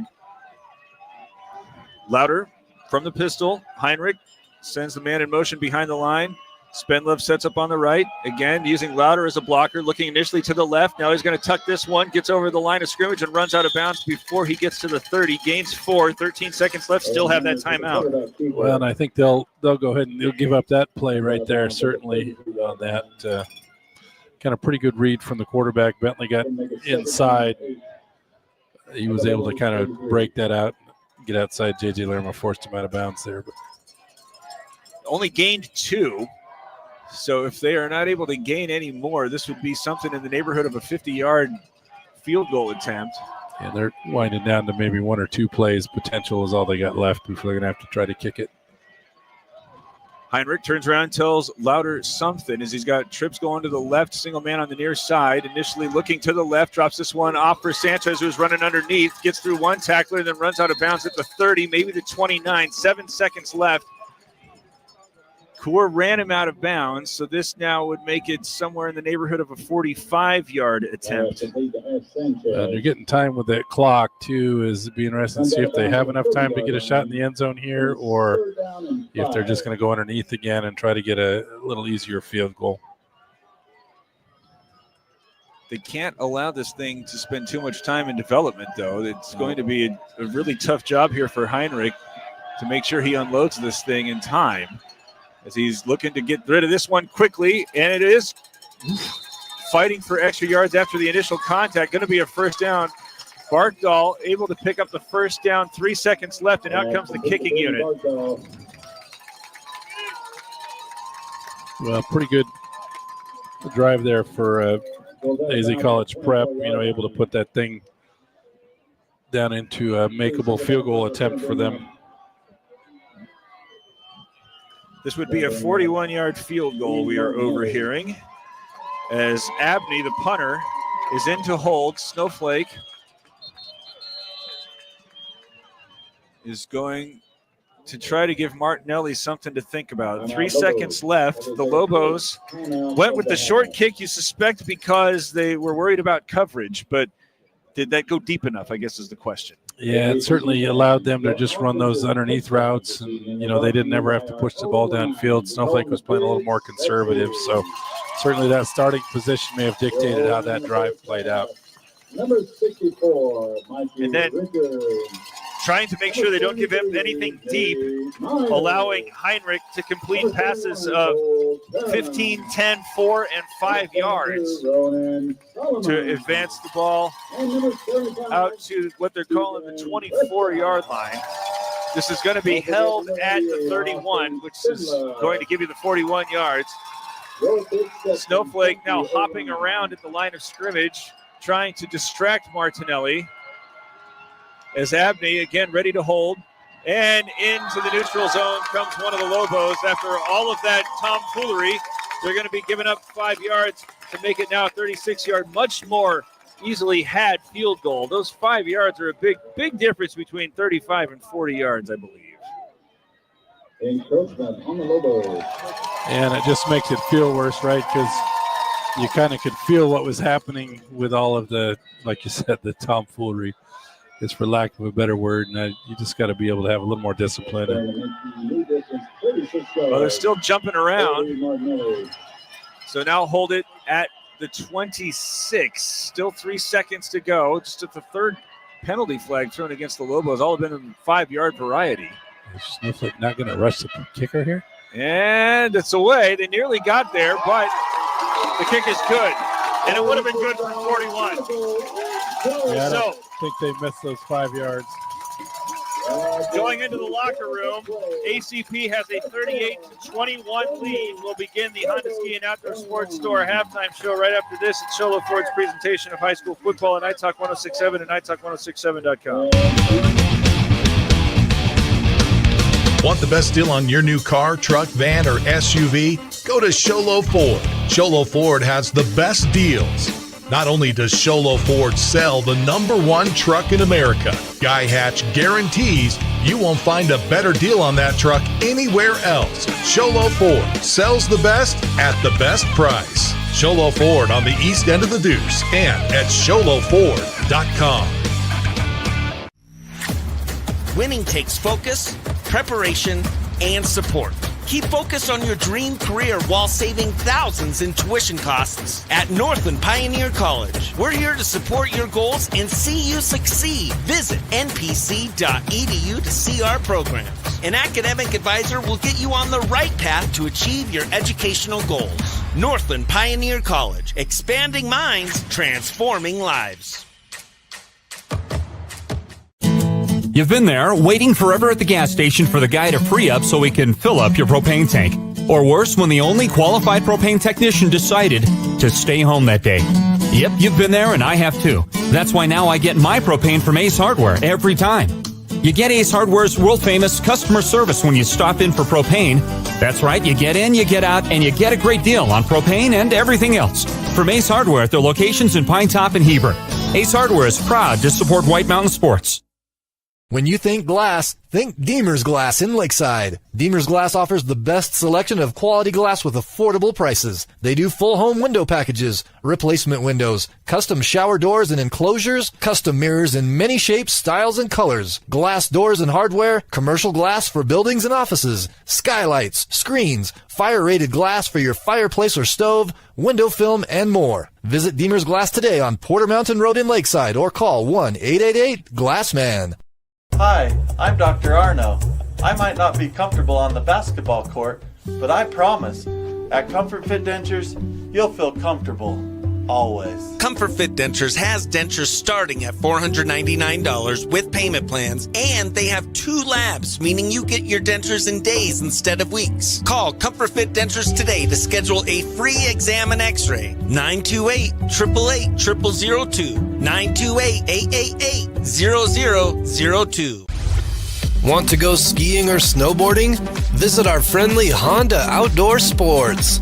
We offer skis, snowboards, and helmet rentals, custom footbeds, ski and snowboard repairs, as well as retail shopping for your snow gear, goggles, beanies, snow tubing, and even ice fishing supplies. We have all you need to prepare you for the outdoors. We welcome you to Honda Outdoor Sports, located 1 mile west of the casino. Mountain Mobile Auto Glass and Tint now has 3 locations to serve you. Snowflake, Lakeside, and now Sholo. And with over 85 years combined experience in auto glass and over 40 years of combined experience in window tint, you can trust the experts at Mountain Mobile Auto Glass and Tint with your vehicle. Call them today. Just call 536-5972. Mountain Mobile Auto Glass, cash back to you. Welcome to Horn Auto Center. Gobble up all of these savings with our Black Friday deals going on all month long, like our very last 2024 2500 Chevy Duramax, $7,000 off, and we have a half-ton 2024 four-wheel drive crew cab RST, $12,200 off. Come on over to Horn Auto Center on the Deuce of Clubs or go to hornauto.com. We are the GMC Chevy store that saved you more. This is iTalk 106.7's presentation of the Honda Outdoor Ski and Sports Store halftime show.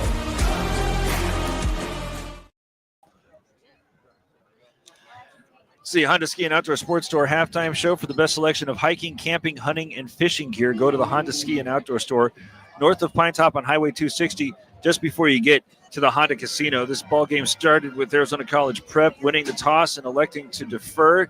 That allowed for Jacob Leduc to convert a 58-yard touchdown pass to Merrick Olberg and put the Lobos up 7-0. But the ensuing kick was returned by Max Sasso, 95 yards, and tied it up at 7 on the ensuing possession. Pena blocked the punt, was able to scoop it up and score with 2 minutes and 30 seconds left in the first to, at that point, make it 14-7. Snowflake was down on the ensuing possession. Leduc threw an interception again, looking for Olberg. That set up the first drive for Arizona College Prep, which went 64 yards, primarily on the legs of Max Sasso. He gained 40 on that carry, but it was Louder who eventually ran it in to make it at that time a commanding 28-7 lead. Snowflake responded with Canton Turley running 80 yards, including the last 30, to make it a 2-touchdown ball game, putting the Lobos defense out, needing to find a stop to recover, stop the bleeding, and then try to get the offense back out there, which seemingly had found its footing. Instead, on 3rd down and 6, a controversial pass interference flag extended Arizona College Prep's drive and eventually led to Evan Heinrich finding Austin Sanchez in the end zone for a 10-yard score.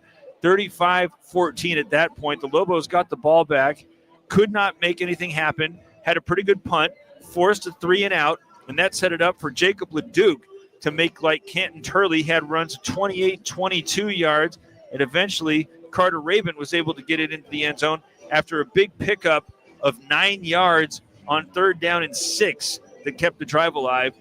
35-21 at that point. 45 seconds left. Arizona College Prep had a timeout. The Lobos opted to kick it short. It was gathered in, and they were able to advance it to the 25 before an encroachment flag set it up for Martinelli to convert a 36-yard field goal to make the score 38-21. But the Lobos at this point can at least look back in the second quarter and say they've really, at this point, only allowed for one legitimate drive. That was a short field of 44 yards. Hard to really count the last one with the 10-yard pass to Sanchez because of how bad that pass interference flag was. Yeah. They've been able otherwise to get stops. They were trying to make sure that they didn't get beaten behind, so they were keeping the safeties really deep, which really opened up everything. Credit Arizona College Prep for using Heinrich in the short passes to just set it up for Martinelli to make it a 17-point game. But how confident do you think the Lobos' defense should be going into the second half? Well, we started to see some signs there, and that first half was just that first quarter was so difficult because of the mistakes on special teams and the snap. You know, by the time the defense got on the field, they gave up that first drive score, and then they were down, 3 scores at that point already. I felt like, they started to get some stops. They got to shore up a little bit, I think, in the pass coverage. It seems like any time that Arizona College Prep's needed to make a play, they've gone with either that wide receiver screen or they've been able to complete something across the middle of the field for that. But they've done a really good job. Snowflake has the last probably 15 to 18 minutes, stopping the running game of Arizona College Prep. So I think they got to be able to take something with that. They got to be a little more consistent, get some pressure on the quarterback and to get some stops, I think, coming out of here in the third quarter. How do they get pressure on the quarterback, though, when many of the passes that he's throwing are either 5 yards up the field or behind the line of scrimmage? Yeah, and that's I don't know if maybe they're not going to be able to pressure the quarterback without getting a little tighter coverage, if they're going to go into some press coverage or something like that, which is kind of contrary to what Snowflake does. But if they're going to continue to play 5-10 yards off and play in that zone, I think Arizona College Prep continues to throw the short passes, the wide receiver screens, etc. So maybe we'll see a change there. Maybe we'll widen those linebackers out kind of into those short passing areas rather than use them for run contain, things like that. So especially on the defensive side of things, the Lobos this year and many years in the past have been able to find some way to exploit either the size of the front seven or the collective speed that they've had. They have not really ever, maybe not since ALA Gilbert North, the first year in the 4A conference, faced a team that could match them with both size and speed, as we're seeing today with these night wide receivers. How do you try to make an adjustment when you don't have one of those two elements that you can exploit? Yeah, it's going to be tough, and I'm not sure exactly, how they're going to go about that. Because it's multiple playmakers for Arizona College Prep as well. Most teams that we face, it's one guy. Prescott last week was the quarterback. A lot of teams are, running back oriented here. But, when we watched some of the film and looked at the stats, it seemed like their number one go-to in the passing game was the big tight end. And I think he's caught one ball tonight is all. Yeah. But they've been able to get to those wide receivers on a regular basis. And so when they're able to spread the ball out, it makes it awfully difficult to cover some things like that. So hopefully if they can give the quarterback some different looks, maybe they can confuse him a little bit with some of the drops. I don't see Snowflake coming out of that zone defense on the pass, on the defensive side. So, maybe they'll do some things like that. Maybe they'll bring some pressure right up the middle. See if they can get to the quarterback quick. It's kind of a tough ask, though, at that point. 38-21 at halftime. This is the Honda Ski and Outdoor Sports Store halftime discussion. For the best selection of hiking, camping, hunting, and fishing gear, go to the Honda Ski and Outdoor Sports Store north of Pine Top on Highway 260. Just before you get to the Honda Casino, we'll continue talking about it right after this. It's not. It's Sholo Ford's presentation of high school football on iTalk 106.7 and iTalk106.7.com. This has been iTalk 106.7's presentation of the Honda Outdoor Ski and Sports Store halftime show.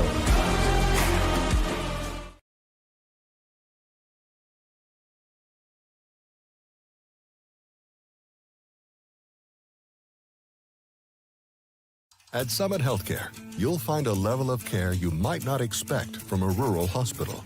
We recently received 5 stars from CMS, a prestigious ranking that less than 5% of facilities in Arizona earned. Our cancer center has proven its level of advanced care with a national accreditation from the Commission on Cancer. And we continue to add more doctors and services so that you don't have to leave the mountain to find the care you need. At Summit Healthcare, we're elevating care here at home.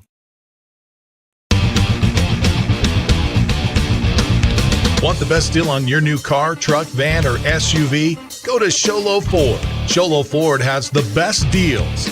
Not only does Sholo Ford sell the #1 truck in America, Guy Hatch guarantees you won't find a better deal on that truck anywhere else. Sholo Ford sells the best at the best price. Sholo Ford on the east end of the Deuce and at SholoFord.com.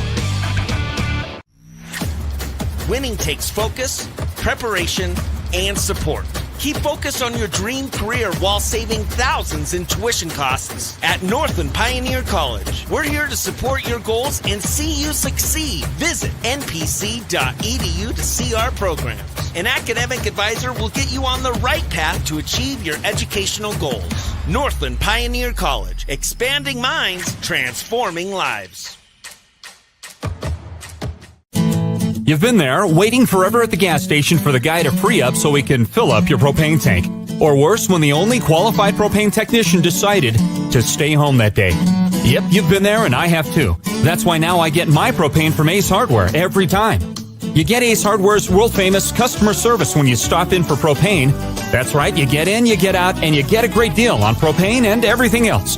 From Ace Hardware at their locations in Pine Top and Heber. Ace Hardware is proud to support White Mountain Sports. When you think glass, think Deemer's Glass in Lakeside. Deemer's Glass offers the best selection of quality glass with affordable prices. They do full home window packages, replacement windows, custom shower doors and enclosures, custom mirrors in many shapes, styles, and colors, glass doors and hardware, commercial glass for buildings and offices, skylights, screens, fire-rated glass for your fireplace or stove, window film, and more. Visit Deemer's Glass today on Porter Mountain Road in Lakeside or call 1-888-GLASSMAN. Hi, I'm Dr. Arno.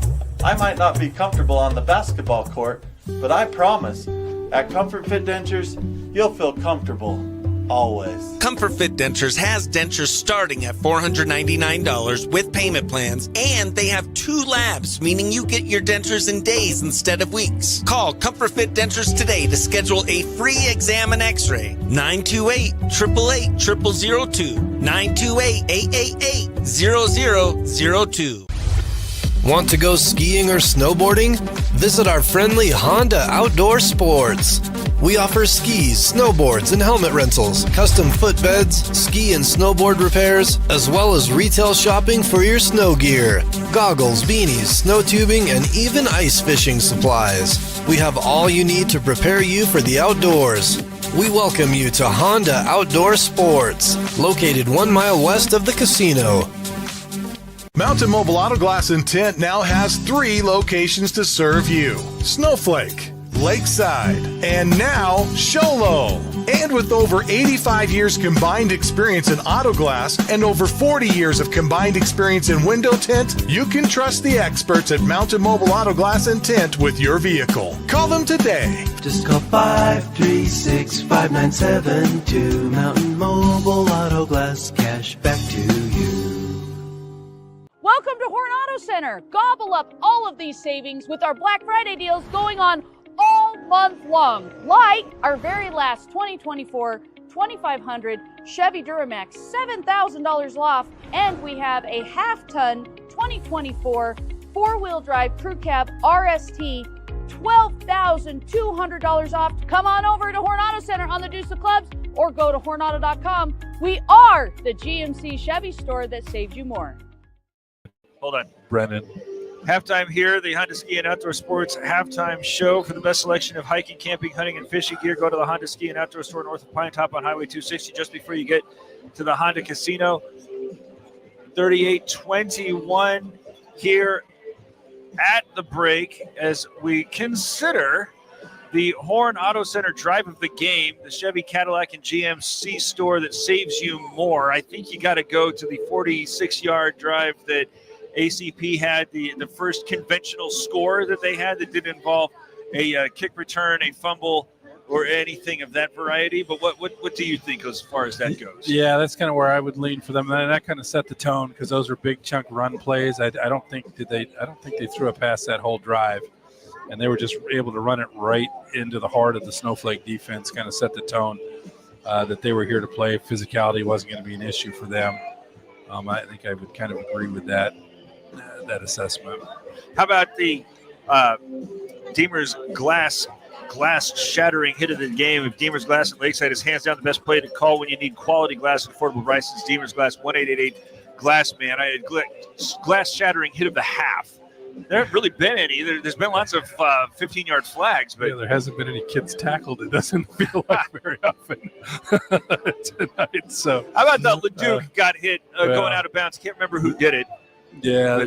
But Cam Mitchell hit him hard going out of bounds. That might be the. I think that's been the one hit that's kind of stood out a little bit. But last call here. Yuma Catholic still trailing Micah Mountain going into the third quarter, 17-7. We'll have the third quarter for you right after this at Show Ford's presentation of high school football on iTalk 106.7 and iTalk1067.com. Welcome to Horn Auto Center. Gobble up all of these savings with our Black Friday deals going on all month long, like our very last 2024 2500 Chevy Duramax, $7,000 off, and we have a half-ton 2024 four-wheel drive crew cab RST, $12,200 off. Come on over to Horn Auto Center on the Deuce of Clubs or go to hornauto.com. We are the GMC Chevy store that saves you more. Want to go skiing or snowboarding? Visit our friendly Honda Outdoor Sports. We offer skis, snowboards, and helmet rentals, custom footbeds, ski and snowboard repairs, as well as retail shopping for your snow gear, goggles, beanies, snow tubing, and even ice fishing supplies. We have all you need to prepare you for the outdoors. We welcome you to Honda Outdoor Sports, located 1 mile west of the casino. Ready to start the third quarter. Arizona College Prep with a 38-21 lead over Snowflake, the second-seeded Knights leading the third-seeded Lobos. Evan Heinrich, 10 of 14 for 128 yards and a touchdown. His favorite targets have been Ashton Sanchez, who has the touchdown, 3 catches for 24 yards. In addition, Brady Barkdahl, 3 catches for 42 yards. Austin Spenlove, who hasn't spent much time catching footballs, he has 2 for 20, as well as Cash Lambert, who has 2 for 42. Carrying the football, Max Sasso now 5 carries, 37 yards. Tyler Louder, 6 carries for 20 yards. On the other side of it for the Lobos, Jacob Leduc, 4 of 8 for 80 yards and an interception. His favorite target has been Merrick Olberg, who has 3 for 67 yards. Canton Turley, 88 yards on 9 carries. Leduc, 69 yards on 8, as this is a Northland Pioneer College kickoff. When it's time to kick off your college education, do it at your hometown college with the lowest tuition in the state, now offering bachelor's degree programs in education and business. Is Brown this time going to kick off something that's low and lining and into the end zone for a touchback? That is going to provide Arizona College Prep with its worst field position. The Lobos got a stop of sorts, got a touchdown, then gave up the field goal, but boy, howdy, they need to make sure they don't give up any points on this drive.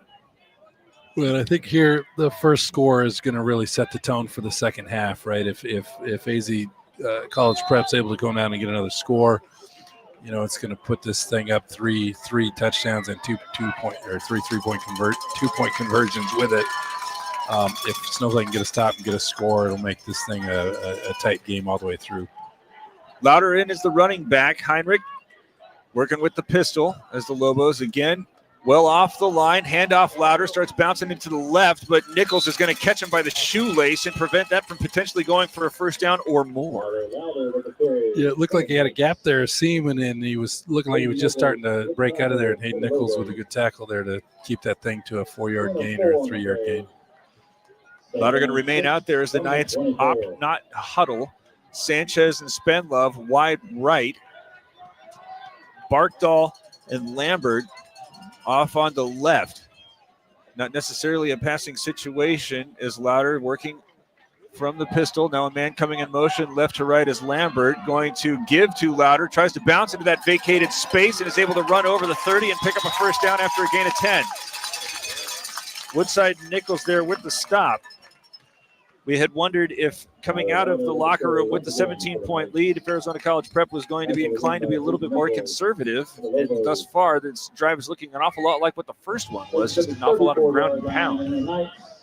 Yeah, I'm surprised that the Snowflake defensive linemen, that they're, wherever they're running, they're leaving one defensive lineman unblocked, and they're reading him on that option. And I'm surprised they just don't commit to tackling the running back every time or the quarterback, but they seem to have been caught up kind of in no man's land a couple of times and kind of deer in the headlights. 10:50 to go third quarter. Handoff Louder. Again goes to the left side. Again has a big hole. Woodside brings him down, but he's taken for a ride in an 8-yard gain. Louder now the leading rusher with 41 yards on 9 carries. And the Knights are approaching midfield here on the opening possession in the third quarter, already leading 17. This one over the 40 to the 41. The Lobos facing a 2nd and 2. Need to get stout and fast. And this is what balanced offense does to you. They're able to spread the field with running 3-4 wideouts, and then they're still able to run the football. Spendlove now moving from the left to the right side of the line. Louder still the single back in the pistol. Now moving back to the left of the line is Spendlove. He's down. 3 receivers now with a man coming in motion to the right side. As they fake the handoff, fake the toss. Now moving the pocket this direction. Bentley nearly there with the sack. Instead, bringing down Barkdahl hard. Who is that? Brent White stops him for a loss. That could be our Deemer's glass shattering hit of the game. And it'll be a lot more meaningful if the Lobos are able to pick up this third down stop. Yeah, and Lerma did a really good job out here on that running back and kind of making that quarterback second guess and kind of hold that ball a little bit longer than Brent White, with really good pursuit. Really nice tackle. That loss of 4 sets up third down and 6. The Lobos got a big stop there on 2nd and 2. Sasso now back as the running back, now moving out of the backfield to the left as they're looking over in this direction. It's caught over the 40, but for a very short game, Spendlove is stopped after a 2-yard gain, and there are no flags.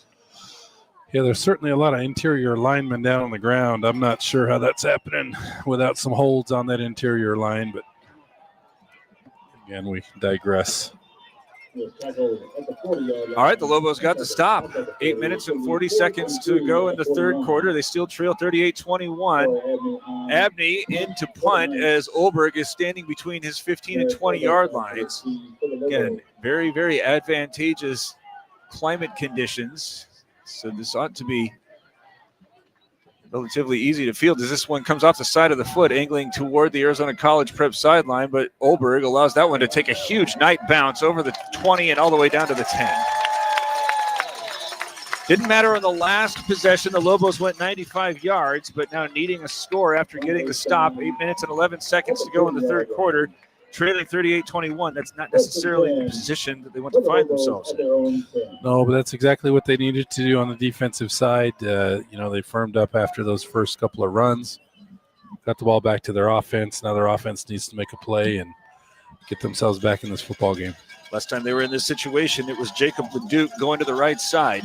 Snowflake still going right to left as it was in the second quarter. He's going to come out with his 2 running backs on either side. Raven on the left as he gets the call, starts moving toward the right side. Or did Leduc keep that? Raven did go with that one to the right side. Wound up gaining maybe 2. And up goes to Carter Raven. Maybe ran it out for 3. Second down and 7. Lobos have had very little success passing the football since that 58-yard touchdown. Mentioned that in the first half. Leduc, 3 for his next 6 for just 21 yards. Now trying to throw this one into all sorts of face. Yeah, where's the flag? Oh, there it is. There, okay, it's coming out. Boy, 2 flags came out after the ball was on the ground. I mean, it was an obvious pass interference call. As you said, the defender never turned around, had his face mask buried into Olberg's chest. The ball hit the I don't know if it hit the DB in the back, but Olberg wasn't able to make a play on the ball because of where the DB was playing at. But certainly the fans over here don't agree with that call. But I think the thing that frustrates the most is just how much time it took for everybody to find their flags. And you see the back judge, who was very hesitantly reaching for his because nobody else was doing it. I don't think that's his call to make, but no. And then when his flag came out, then the side judges came out like a second after his. So I don't know. Maybe they just needed a little encouragement. So that's a first down for the Lobos and moving it out to the 28-yard line. 38-21. They still trail. 7:35 to go in the third quarter. Single man in the backfield. Raven. 3 receivers going to the right side. Raven, little bit of a hesitation move as he daggers his way toward the line of scrimmage and eventually finds a little bit of a crease that he runs through to gain 5 or 6. Cam Mitchell there with the stop. Yeah, much better run there for Carter. This time he's just kind of going north and south and not kind of dancing, at that line of scrimmage. Been impressed with Arizona College Prep's defensive line play tonight. They, Snowflake usually has that definitive advantage on the line of scrimmage. But not tonight. Safety is so close to the line of scrimmage. There's the fake from Leduc as he short hops his intended man in Olberg.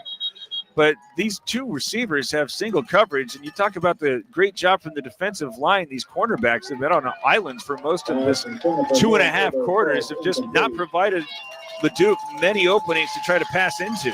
Yeah, they got the one big play early for first play of the game or first pass of the game, and since then they've done a really good job on that perimeter. 3rd down and 4.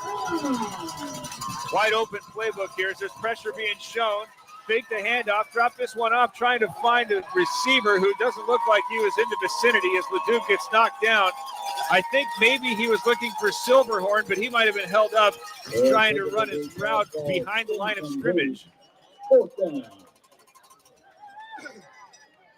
Let's keep an eye on who's coming out here for the Lobos.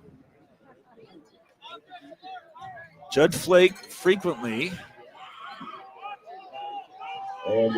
Bentley's coming out to punt, but you got Lerma, who spent a lot of time last year as a running back, as well as Flake, the backup quarterback, standing in front of him. And a high snap is brought down, now pressured. He's still going to be able to get away. A good kick as Sanchez goes back and takes it at his 35-yard line. So both defenses are able to exchange stops. Advantage Arizona College Prep with 6 minutes and 46 seconds to play in the third quarter, 38-21. The Knights still lead. Boy, if you had told me after the way the first quarter was played out that they would be 5 minutes and 14 seconds off the third quarter and no touchdowns, I would have probably driven you straight to the loony bin. Well, like you said, though, that plays into the team with the lead, especially when they're up, with 3 scores. Lobos have given away touchdowns on a blocked punt and a fumble, have not yet taken the ball away. To try to negate any of that is now 3 receivers are right off the left side of the line. Turn gives Sasso, who's looking for a little bit of blocking help, but a great open field tackle there by Kaur stops him at the line of scrimmage. Well, and I think, AZ College Prep, if they're going to try to run the ball, that plays right into the strength of that front 7 from Snowflake here. So they're going to give him forward progress and a gain of 1. 2 receivers are ready to come to the line of scrimmage with Sanchez and Spenlove on the right. Lambert and Barkdahl going out to the left. Snowflake safeties, the exact opposite of what the Knights do, going well back at the line of scrimmage. Is 2nd down and 9. Heinrich fakes the pass. No, throws this one over the top where Sanchez catches it, bounces off of one man, gets into Snowflake territory, and is eventually stopped at the 44-yard line for a first down. Nichols is there, but not before 20 yards are gained.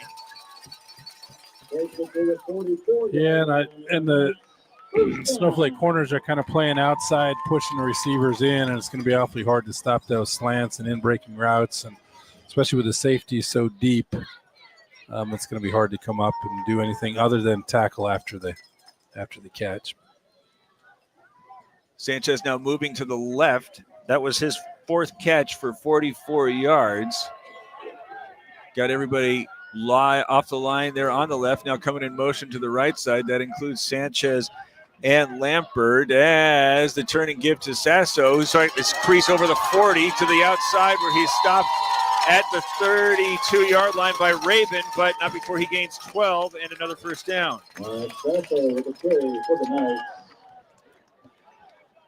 Again, they're using some shifts, starting on the left side, shift 3 guys over to the right, and then snap the ball pretty quick after they reset and just run behind that overloaded side.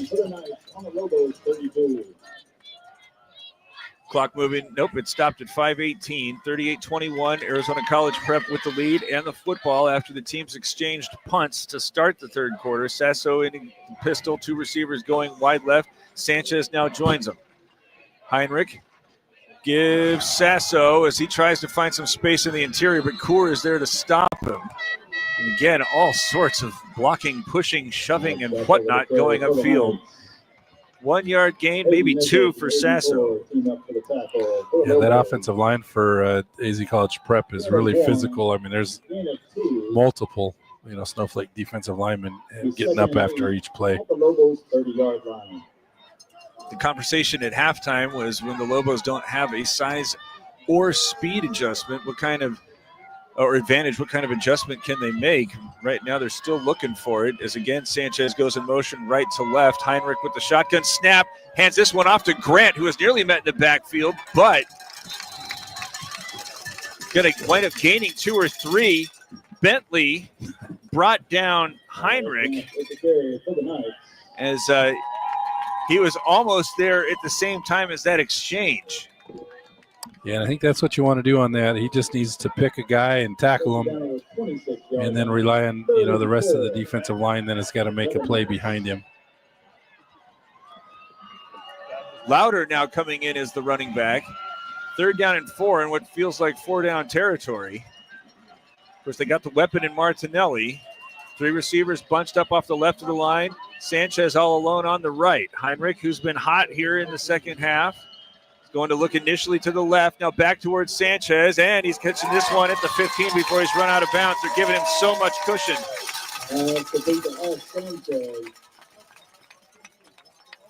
He's getting so much space. Is that one out of bounds at the 13, a gain of 14. Now 14 of 18 is Heinrich for 160 yards. And right now just picking on Rabin off on the right. Yeah, it seems like that's where they're looking to go, and I don't know if that's a matchup or if that's just kind of a function of offensively where they go after that, ball fake on that run in the run game. 1st and 10 from the 12 as Sanchez moves over to the left side. Grant gets the call, moving from the left to the right, gets over the 10 before he's stopped by Rabin. So now the Lobos just trying to force a field goal, trailing 17. Doesn't change much if they're able to hold this to a 3-pointer because they're still going to have to score 3 times. Yeah, they need the three touchdowns or the 3 scores regardless of if this is a field goal or not. Perhaps more troubling is Arizona College Prep has been able to occupy about 6 minutes here in the third quarter, primarily with these short passes in the ground game. Grant still in there as the running back. Sanchez and Lambert to the right and left respectively as the Lobos defense a little bit more close to the line of scrimmage. Sanchez in motion as they turn and give. Grant cuts it to the left, tripped up as he gets to the 5. Ball was out and then fumbled into the end zone. It's a touchdown, but I don't think that can be advanced.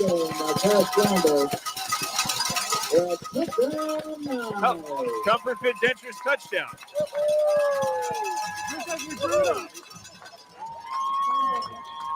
I guess that's just one more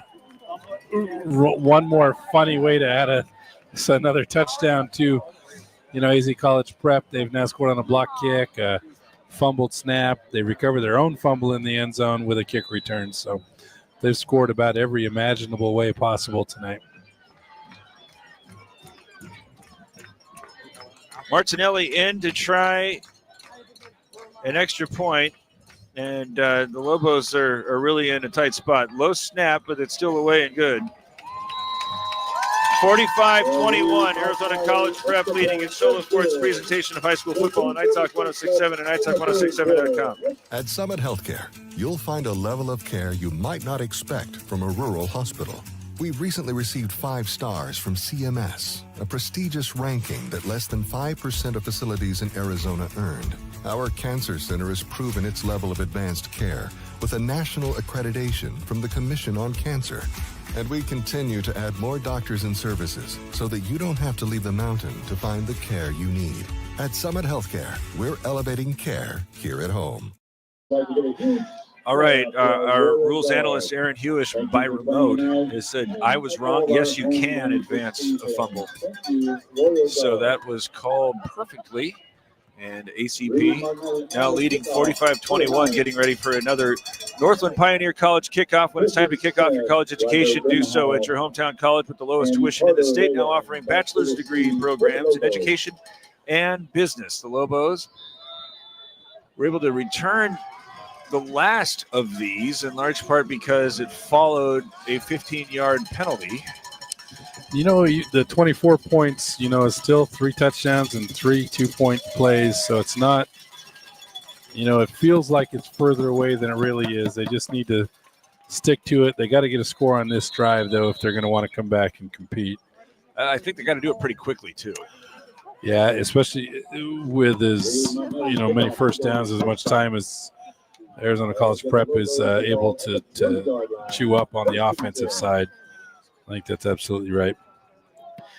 They have been able to score quickly when they're relying upon the Duke and Turley as the primary ball carriers. Again, not an awful lot to be had from the passing game ever since the first series.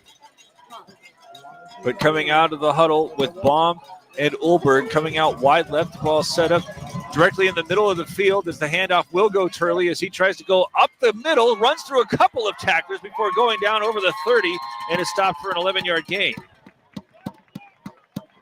Yeah, nice tough run there again by Turley as, again, he just runs hard and refuses to be tackled by the first guy. So 1st and 10 from the 32, 2.5 minutes to go. Third quarter. Micah Mountain still with a 17-7 lead over Yuma Catholic as the handoff this time Rabin. Just a much different approach/opportunity between Turley and Rabin. Turley so much bigger and doesn't necessarily need to have as much space to operate. Rabin gained 3 already at the line of scrimmage of the Lobos. Calling for the shotgun snap. Give away to Rabin, who again tries to get to the right side of the line, but he's met at the line of scrimmage by Awad.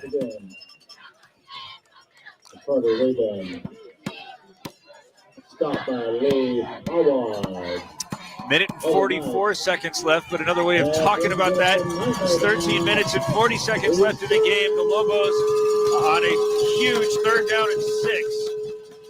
Might even have to go for it on 4th down, even on the wrong side of the field, as 3 receivers go out wide to the right side. The Duke will drop back, looking to pass. Now he's going to tuck it. Runs over the 35, but there everybody was waiting for it as there were 2 linebackers there. And now flags come out late as Cam Mitchell was the initial man there. You got an awful lot of animosity being exchanged between these 2 lineups. Be interesting to see what this flag is on. It looked like there was some extracurricular on the interior line. I couldn't really see who was the instigator of it, but go ahead and suggest maybe this ought to offset. I think that's the way I would be leaning, but it looks like it's on AZ Prep again.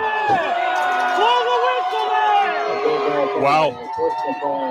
All right, the 5th 15-yard flag on ACP, which a lot of fans sitting around us right now are not at all happy, but a suggestion might be don't develop that kind of reputation over the course of a ball game. Yeah, I mean, when there's 5 of them, I mean, the discipline obviously is an issue at this point with them, and clearly, there was something going on with the, between the linemen going on in there. So move the change. The Lobos get it into the plus side. 1 minute and 12 seconds left. Third quarter, trailing 45-21. This perhaps is not happening as quickly as they would like. but they're moving the football, albeit with a little bit of help from the Knights. Olberg now splits wide left, split backs on either side of Leduc. Pressure being shown as they fake the handoff. Now he's going to run through it, gets over the 45, still on his feet at the 30, or beg your pardon, the 40. But that was all Jacob Leduc as he nearly moves the chains. Ellis there with the stop, but I don't know how Leduc was able to remain upright as long as he did. Yeah, just a tough run, and he was dragging somebody. Had a hold of his foot, and he drug him for an extra 5 yards. Second down and 1, 32 seconds to play in the third quarter, 24-point game. Again, the same formation as they'll fake the handoff, throw this one, looking for Olberg, who catches it over the 35 and spun down all the way down to the 25, I beg your pardon. Yeah, I was waiting for them to hit another route other than a go route, and that was a really good job running that kind of post route there by Olberg. Is when they get up in that press coverage, he just basically has to swim, get underneath. Handed off Rabin, this time forced to bounce out, trying to accelerate as he gets toward the 20. The fans around us thought that there should be a hold call before Chapman is able to stop Rabin. That's going to be the final play of the third quarter. It's a 24-point game, but you would not know that when you feel the anxiety from everybody that's sitting around us. That was a gain of 3, and that's how the fourth quarter will start, with the Lobos facing a 2nd and 7 from just outside the red zone. It's Sholo Ford's presentation of high school football on iTalk 1067 and iTalk1067.com. Winning takes focus, preparation, and support. Keep focus on your dream career while saving thousands in tuition costs at Northland Pioneer College. We're here to support your goals and see you succeed. Visit npc.edu to see our programs. An academic advisor will get you on the right path to achieve your educational goals. Northland Pioneer College, expanding minds, transforming lives. Hi, I'm Dr. Arno. I might not be comfortable on the basketball court, but I promise, at Comfort Fit Dentures, you'll feel comfortable, always. Comfort Fit Dentures has dentures starting at $499 with payment plans, and they have 2 labs, meaning you get your dentures in days instead of weeks. Call Comfort Fit Dentures today to schedule a free exam and x-ray. 928-888-0002. 928-888-0002. Lobos need 3 scores, and they have 12 minutes to do it. The third-seeded Snowflake club coming up after putting themselves in a tough situation after the first quarter. Split backs on either side of Leduc. Looking to the far side. Pump fake. Now going back after the double move. Looking for Olberg, who's nearly bringing it into the end zone. Chapman there with the deflection. Perhaps just a little bit late on the delivery there from Leduc. Yeah, and that time, AZ college prep now, I'm sure it's got to do with time and score of the game, though. They got a safety back that was able to get back and help on that play because Olberg had beaten the corner on that double move. 3rd down and 7. Field goal doesn't help.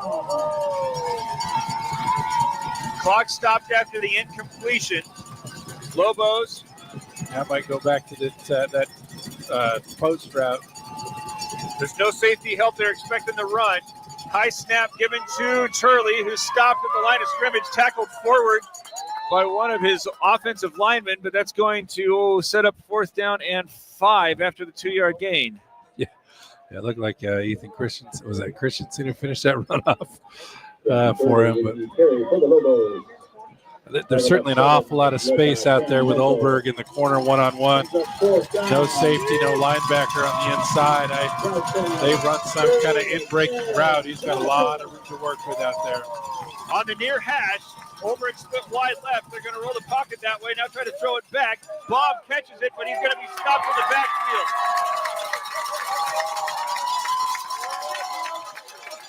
Got the Lobos, who are asking for some sort of help from the official, who looks as if maybe they're trying to contain ACP's sideline. I don't know what was going on there. But there's so much speed on the perimeter here for the Knights that was asking an awful lot from Bob. I think everybody suspected that it was going to go to Olberg, so the Lobos tried to catch the Knights napping, but they were wide awake. Yeah, really good job. Just disciplined football. Everybody did their job. They kind of rolled out to the left and then threw the ball back to Baum. I don't know if they missed a block out there or if they were just hoping that the roll left would move everybody with him. Knights right now firmly in command, 45-21, 11 minutes and 12 seconds. And here is Sasso, who starts bobbing and weaving over the 30, winds up picking up 11 and a first down. Christensen there with the stop.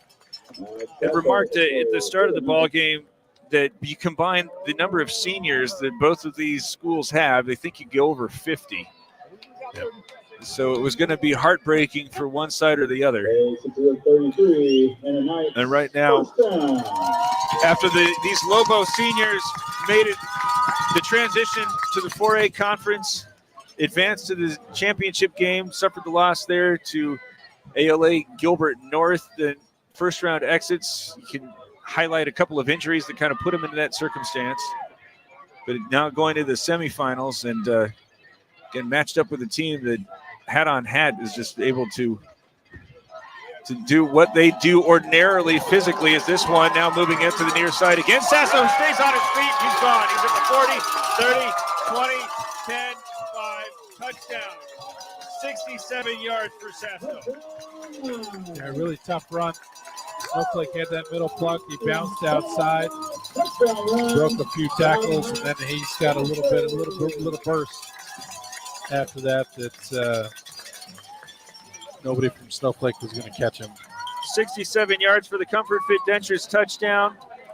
Martinelli in to attempt an extra point to try to make it 52-21. And I think that will just about do it. Well, they've done a really good job. And typically when we talk, Lobo defense, we hear a lot of Andrew Bentley, we hear a lot of Aiden Coeur, we hear a lot of Cody Flake. And they've done a really good job neutralizing those defenders tonight.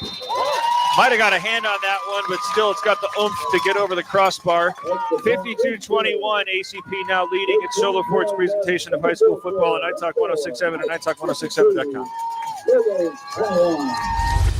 Want to go skiing or snowboarding? Visit our friendly Honda Outdoor Sports. We offer skis, snowboards, and helmet rentals, custom footbeds, ski and snowboard repairs, as well as retail shopping for your snow gear, goggles, beanies, snow tubing, and even ice fishing supplies. We have all you need to prepare you for the outdoors. We welcome you to Honda Outdoor Sports, located 1 mile west of the casino. Micah Mountain still leading Yuma Catholic 24-7 now, as it's starting to look like that'll be your 4A conference championship matchup. Cactus has beaten ALA Gilbert North 31-27, and looking like that's going to be a rematch between a couple of rivals. Desert Edge leads Verado 26-7. So we had some fun at the expense of the Max Preps algorithm, but right now it looks like it knows what it's talking about. That's right. Looks like we're going to have a lot of 1s and 2s playing each other. Well, I guess you got Micah Mountain sneaking in at a 4. But they're the highest ranked team according to Max Preps. Well, right. And that's because I guess the PowerPoints use a different algorithm than Max Preps does necessarily itself. But. So Cactus is also unranked, so to speak, but I think they are just at 27 or 28 right after Snowflake. Those are the two anomalies. As right now the Lobos trailing by 31, but you look at the block punt, the fumble that was recovered in the end zone, as now Leduc starts moving the pocket to his left, looks upfield and misses his man. It was well covered, intended for Raven.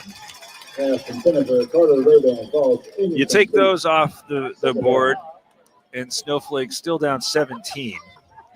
Got that one in the first half with the pass interference that extended the drive. You're still down 10. It's well, you had tonight. You had 2 fumbles that were recovered in the end zone, one offensive, one defensive. Yes. Punt block.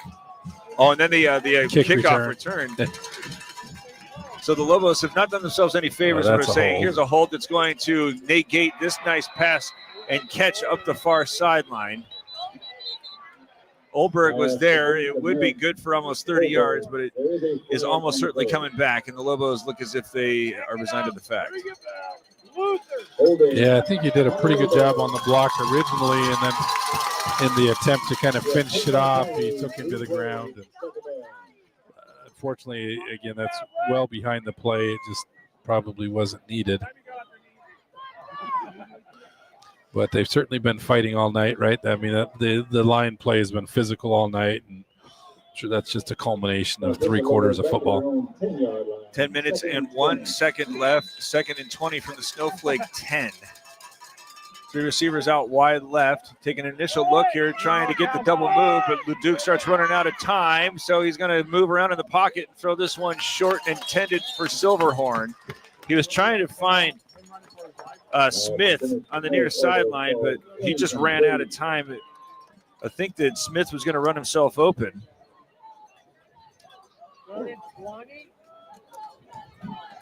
So now 3rd and 20. Once again, that brings up the nightmare down.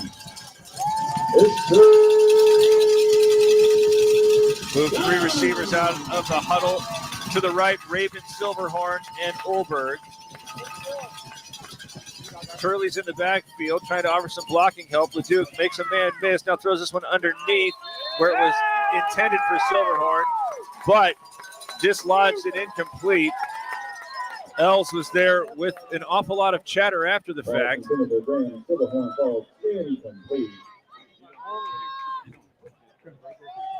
Wyatt Els with the coverage on that play for the night. Yeah, that's right. Brings up 4th down. I guess the closer we get to closing time here, the louder this crowd's getting over here. Well, the writing is all over the walls. I think that is a true statement. Lobos have had a little bit of difficulty here with one punt blocked for a touchdown and another nearly sailing over the head. This one from the end zone is away. It's low, and it takes a huge Snowflake bounce. Didn't have anybody back at ACP, so it'll roll all the way out to the 50. Why would you field that? I'm not sure why we fielded that punt. That ball was rolling, and it kind of popped up, and probably would have wanted to continue to let that thing roll. But again, I think reality's starting to set in here for both sides. You can kind of see it in the demeanor of both sidelines now. So Snowflake went 10-0 for the 5th time in its program's history, was attempting to go 13-0 for the first time ever, was attempting to get Coach Solomon his 100th win, but just ran into a team that was as big and as fast and is yet to have made a mistake that was costly. You talk about that fumble that wound up rolling into the end zone.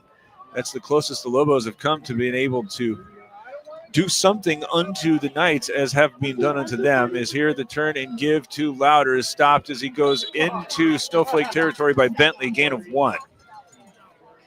Louder with the carry. I think that is Bentley's first tackle. Brent White with the tackle for the Lobos. And then they announced Brent White. it was definitely Bentley, he's though. Not going to get to make a tackle tonight. Pistol formation again with Louder. Still 9 minutes to play. As Heinrich turns and gives Louder, and again, straight up the middle, very conservative. Core there with the stop, another yard, but 3rd down and 8. Interesting is ACP seems as if it's leaving an awful lot of time on the play clock over that exchange. Now everybody's standing up and looking at the sideline.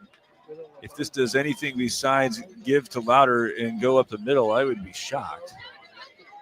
Yeah, at this point, I don't know. I mean, other than running clock, they shouldn't really have any other priorities. Empty backfield for Heinrich. See, what do I know? 5 receivers with 3 on the left. And now a timeout is going to be taken by the Knights with 8 minutes and 11 seconds to play. 52-21 they lead. It's Sholo Ford's presentation of high school football on Night Talk 106.7 and NightTalk1067.com. Welcome to Horn Auto Center. Gobble up all of these savings with our Black Friday deals going on all month long, like our very last 2024 2500 Chevy Duramax, $7,000 off, and we have a half-ton 2024 four-wheel drive crew cab RST, $12,200 off. Come on over to Horn Auto Center on the Deuce of Clubs or go to hornauto.com. We are the GMC Chevy store that saves you more. Been forced up. 52-21, Arizona College Prep leading. We're just checking the enrollment. What was that, Mike? Yeah, there's 1,775 kids, so they're twice the size of Snowflake High School, one of those oddities in the AIA that they are, seems like, forever fighting on how to truly classify all these teams in the different divisions. And certainly Snowflake's been a competitive football team all the way through, but their reward for their last 3 or 4 or 5 years of success, I guess, is to come up and tackle some of these larger schools. Larger schools. This is not a charter school per se. They're part of the Chandler Unified School District. So I don't know. Correct. Yeah, they're a public school. They're not a charter school. So after the timeout, still with 2 remaining, ACP will put Louder in the backfield with 4 receivers, 3 of them coming to the left. Heinrich going to pass, drops back, looks to the far side where he's got Sanchez with some space. He catches that one going over the top of the defense, brought down by Olberg, but a first down is had. One of the Lobos, that's Rabin, who's having a hard time standing up, and he's really favoring that left leg. Really good throw there from the quarterback. Had a really tight window on that. Kind of when you run that zone, you got to get it in front of the safety behind the cornerback, and that was about as perfectly thrown a football as what you're going to see.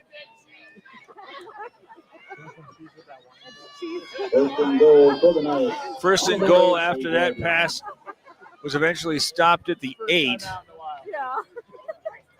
52-21. Kind of surprising that ACP would go down that well after it looked as if it was content to try to run clock. Now Louder is back in the pistol as they will give it to him, moving to the right, but he's stopped momentarily. Brimhall and then Jed Smith get him outside and back of the line of scrimmage. Louder lost 2 or 3. And now play being stopped. Took a timeout. Snowflake's going to take a timeout. We'll join them. 7:45 to go. 52-21. They trail. It's Sholo Ford's presentation of high school football on Night Talk 106.7 and NightTalk1067.com. You've been there waiting forever at the gas station for the guy to free up so he can fill up your propane tank. Or worse, when the only qualified propane technician decided to stay home that day. Yep, you've been there and I have too. That's why now I get my propane from Ace Hardware every time. You get Ace Hardware's world-famous customer service when you stop in for propane. That's right, you get in, you get out, and you get a great deal on propane and everything else. From Ace Hardware at their locations in Pine Top and Heber. Ace Hardware is proud to support White Mountain Sports.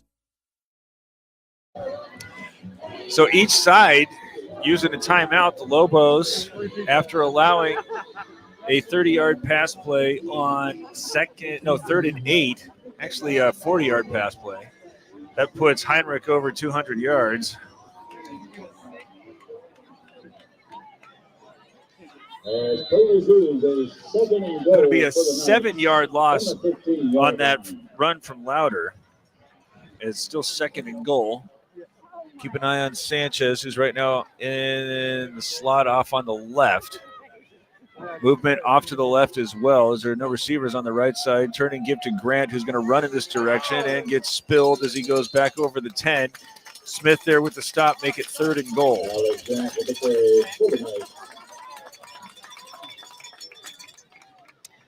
Micah Mountain leading 24-7 in the 4th quarter. 3rd and goal from the Yep. Game in Yuma. As now the Knights all standing and looking toward their sideline, trying to use as much clock as possible.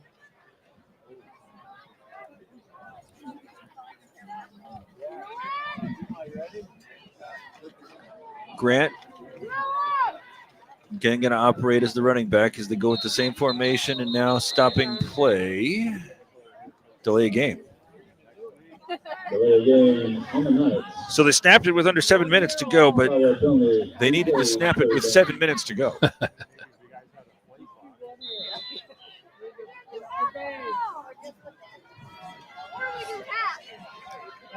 Third down and goal again from the 15. Happy Thanksgiving to one and all, by the way. I hope that you had a very, very lovely holiday. As here comes the motion coming from the right to the left. Put some extra blockers in this direction. Grant gets the handoff and runs in the opposite direction. Gets through one tackler before a bunch of other Lobos get him. Baum was there to slow him up the most. Well, interesting to see here now, 4th down and goal. Wonder if they'll be running their kicker in, or it looks like they're running. Once again, back to the 10-yard line. I have not seen anybody come off the sideline. So I think this is, again, a situation where they're going to flirt with a delay of game penalty. Well, no, nobody's coming in. Interesting what they're doing here. I'd be surprised, but again, you don't want your kids to stop playing here, and so important Snowflake to get a stop here just for some pride. Grant's going to run to the left side and get stopped inside the 5. Core there with the stop. Lerma also announced. Results in a turnover on downs and a Lobo. JJ still on the field. Now he's starting to trot off.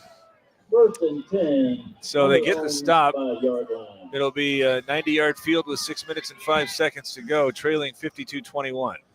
Yeah, really impressed with the AZ College Prep offensive line. They've been getting, multiple offensive linemen up to the second level, getting blocks on Aiden Coor. I think this is – I don't think we've seen Aiden neutralized anywhere near as well as what they've done tonight.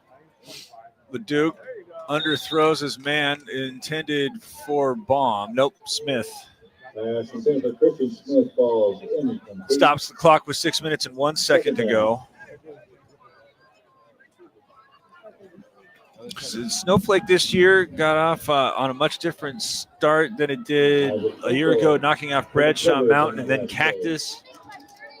Huge wins all along the way as they finish the year undefeated again for just the 5th time as this handoff gives to Turley. Starts bouncing off tacklers going to the left, eventually crosses over the 15.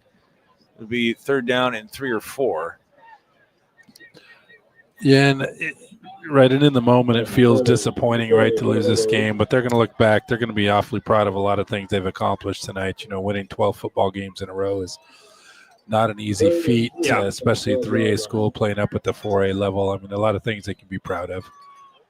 Leduc brings a pass down. Now he starts running along the line of scrimmage before he throws it to the near sideline and incomplete. Probably could have run for the 1st down there.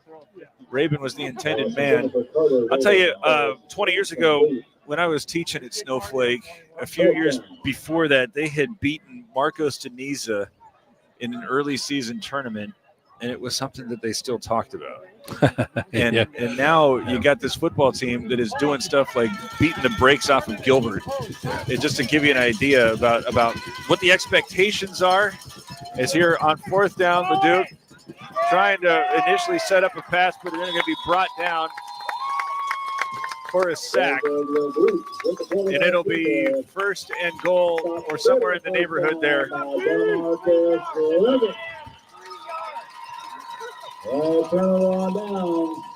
Leggett there with the stop. 5 minutes and 20 seconds left. Yeah, and you just, you get in a night like tonight, that start was just so kind of off keel. I mean, I don't know how else to describe that thing. We had all the, the kick return, the fumbled snap, the block punt, and you're back, 21-7, 28-7, and you've been kind of climbing uphill all night. But, a lot of things that happened. Kent Turley's been awfully fun to watch run the football this year. Aiden Coor's been a heck of a player. Hopefully they don't hold on to this too long. Turn and give to Grant going up the middle. Nothing doing. Coor there with the stop. So I'm assuming that there's going to be similar action. This would probably give it back to the Lobos with a couple of minutes left. Yeah, a little bit of pride here at play. If, one more score, you get to the running clock. I'm sure Snowflake wants to do everything they can to stop this thing from getting to a running clock, just from a personal pride perspective. Grant again going to operate out of the pistol. They've allowed 20 seconds off the clock, so still snapping the football with time to play as he tries to go to the right of the line. Nichols there with the stop. It looks like he's at the 3. And interesting, both players took out their starting offensive and defensive squads in there. It's a little surprising on AZ College Prep's part. They still got another game to play next week, and you certainly wouldn't want to risk an injury at this point of a 30-point football game. Can't see who the running back is. Oh, is this Grant? Thought he just ran off the field, though. No, purple on black. They already got the flag for it. As it's 3rd down and goal from the 4. Handed off to Grant, who's going to be met in the backfield. And there are a few Lobos with the stop. Now, they just went for it on 4th and goal from about the 5, or actually that was from the 10. And off goes to Alex Grant. Guess they didn't kick the last one. I'd be surprised if they do anything but other than run another dive up in the middle, just like last possession, I guess. 3.5 minutes to go, 52-21. Snowflake trailing. As it'll still be Grant. Heinrich, who's been good on 15 of 20 for 200 yards. He also tried to run one. Do have a more seldom used receiver off on the left as they will turn and give to Grant, who's able to get in the end zone. Comfort Fit Dentures touchdown.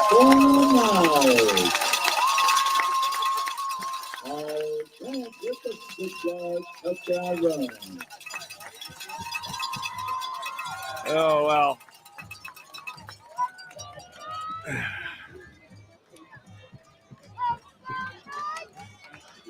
$58-21. 3 minutes and 3 seconds left. I don't know how I feel about that. Well, you learn an awful lot about teams, right, in situations like this.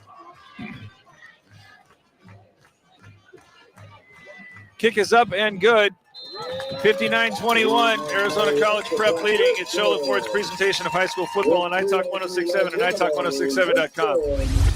Want to go skiing or snowboarding? Visit our friendly Honda Outdoor Sports. We offer skis, snowboards, and helmet rentals, custom footbeds, ski and snowboard repairs, as well as retail shopping for your snow gear, goggles, beanies, snow tubing, and even ice fishing supplies. We have all you need to prepare you for the outdoors. We welcome you to Honda Outdoor Sports, located 1 mile west of the casino.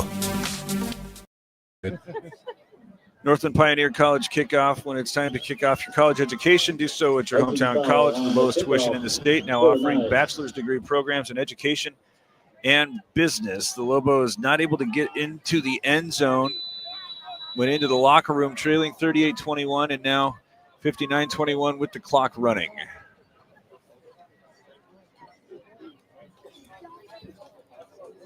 We got Raven Smith and John Jones back for the Lobos as this one is returnable and will be gathered by Raven on the near side. Start moving toward his left, slide through a couple of tacklers to get to the 30 before he's eventually spun down, and now more pushing and shoving after the fact. Turley looks like he's had enough.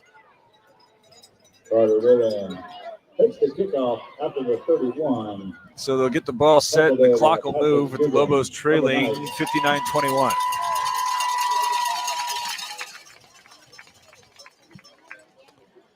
Interesting to see, how Snowflake's going to play this final possession here for them.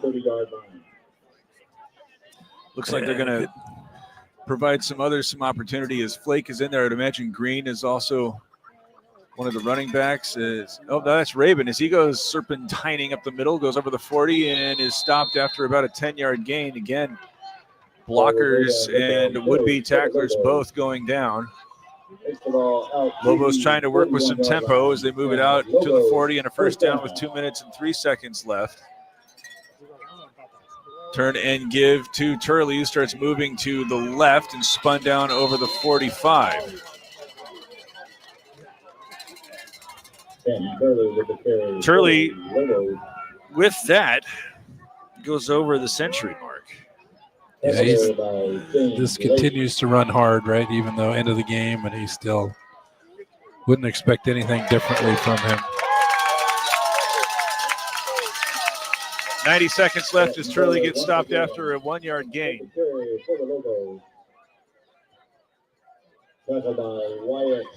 So 3rd down and 3. Lobos had gone for it on 4th down deep in their own territory. Now fumble that one as it's rolling free and fallen on by ACP.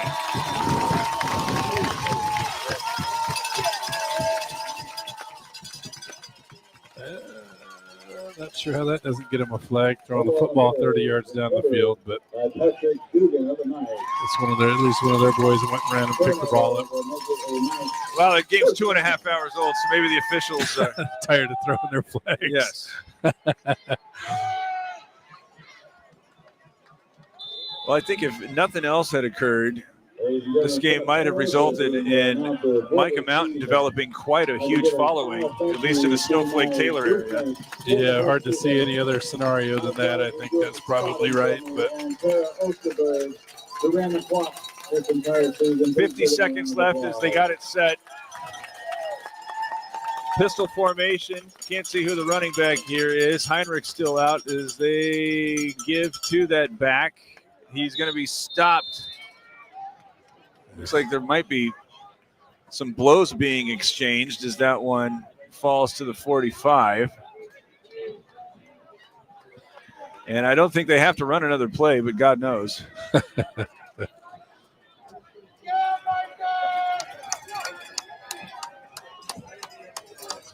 That'll be it. 59-21, Arizona College Prep advances to the 4A championship game to face seemingly Micah Mountain. We'll have the conversation to wrap it up after this in Show Ford's presentation of high school football on Night Talk 1067 and nighttalk1067.com.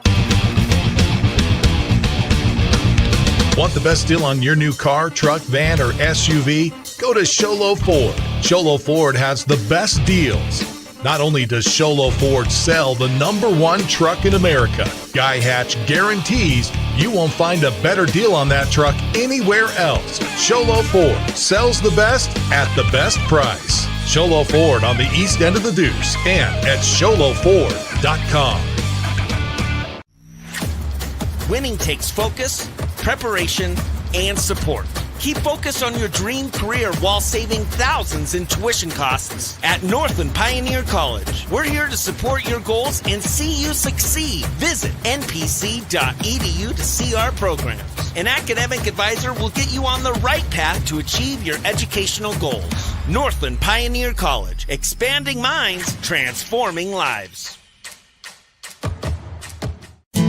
You've been there, waiting forever at the gas station for the guy to free up so he can fill up your propane tank. Or worse, when the only qualified propane technician decided to stay home that day.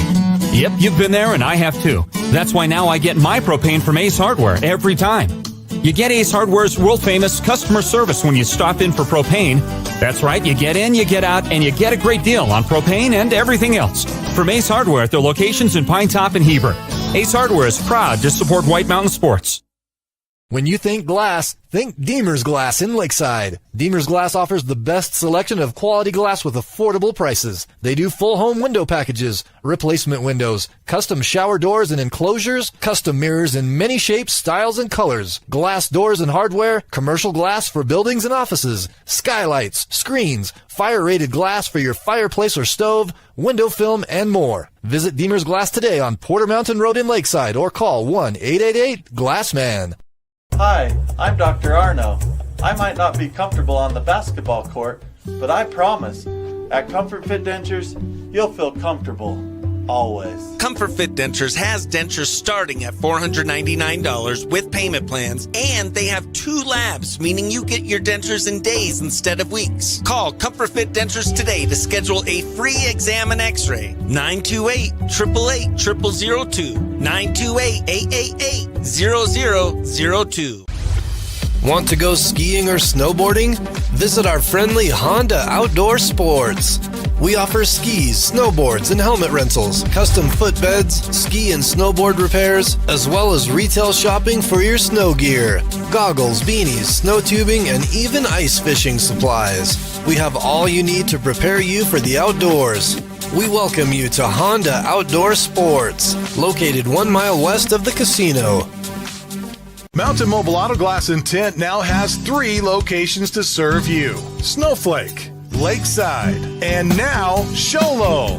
And with over 85 years combined experience in auto glass and over 40 years of combined experience in window tint, you can trust the experts at Mountain Mobile Auto Glass and Tint with your vehicle. Call them today. Just call 536-5972. Mountain Mobile Auto Glass, cash back to you.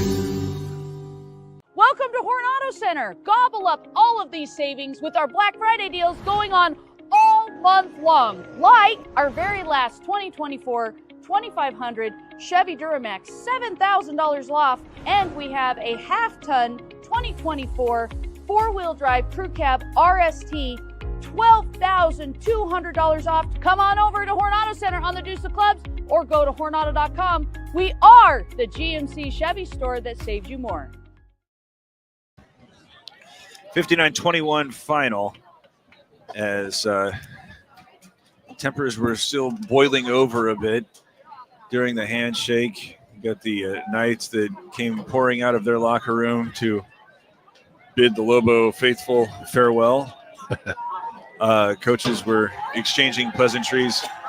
I don't ordinarily or pretend to understand how the AIA decides who's going to play whom and all that stuff. Of course, the Lobos were welcomed into the 4A conference with 3 games with Cactus, as an example. You can kind of see this within the realm of their sense of humor to say, you know what, let's have 3 years of this. ACP and Snowflake doing battle after this one. I'm not saying that's going to happen. I'm just saying that it does not require a lot of imagination as we consider a couple of things, especially the Horn Auto Center drive of the game. We said at halftime that it was the 44-yard drive that gave ACP a 21-7 lead that came after the 95-yard kick return, and then the blocked punt, or was that the fumble? Was it the fumble that gave him the second touchdown? Was it the blocked punt? I think it was a blocked punt was the second. No, the fumble was the second. Okay, so it came after the fumble, yeah. And then the interception was the sequence for the Lobos. But does that hold as the Snowflake was only able to get it within 2 touchdowns after that? Yeah, I think that holds. I mean, there was nothing really substantial in the second half that kind of changed the flow of the game. It had already been kind of set at that point. And, both teams kind of traded some punches in the second half, but I don't think there was anything that impacted the game any more than that drive did early. So that the Horn Auto Center drive of the game. Horn Auto Center is the Chevy, Cadillac, and GMC store that saves you more as we continue working our way through the Deemer's glass shattering hit of the game. If you need glass for your home or business, Deemer's Glass in Lakeside is hands down the best place to call when you need quality glass at affordable prices. Deemer's Glass, call 1-888-GLASS-MAN. Who do you got there? We had said you probably go back to Brent White right on that kind of that little swing pass that he was able to get out and put a pretty good stick out on that running back, probably early third quarter. With Bentley chased kind of the quarterback out of the pocket, kind of threw that ball into the flat, and Brent White came and put a pretty good licking on him. Yes. Yeah, that was the first drive? Yeah, first drive of the second half, yeah. When it was still we're trying to manufacture a narrative that made it so that the Lobos would still have a shot. That the time was 38-21, and again emphasized that the Lobos just could not continue to make anything happen on the offensive end. Still at 21 here. As that the Deemer's Glass shattering hit of the game. If you need glass for your home or business, Deemer's Glass in Lakeside is hands down the best place to call when you need quality glass at affordable prices.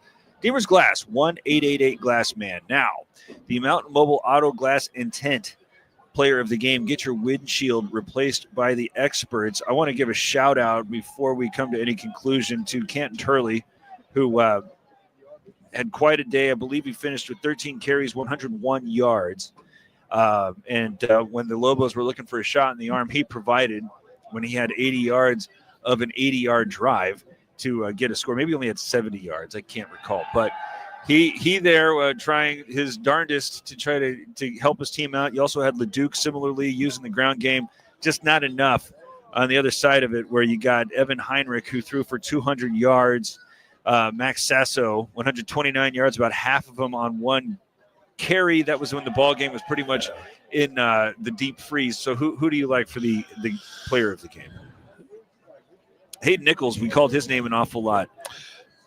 Yeah, I think, between Hayden and Jet Smith on the defensive side, offensively, certainly, I think, definitely you'd lean towards,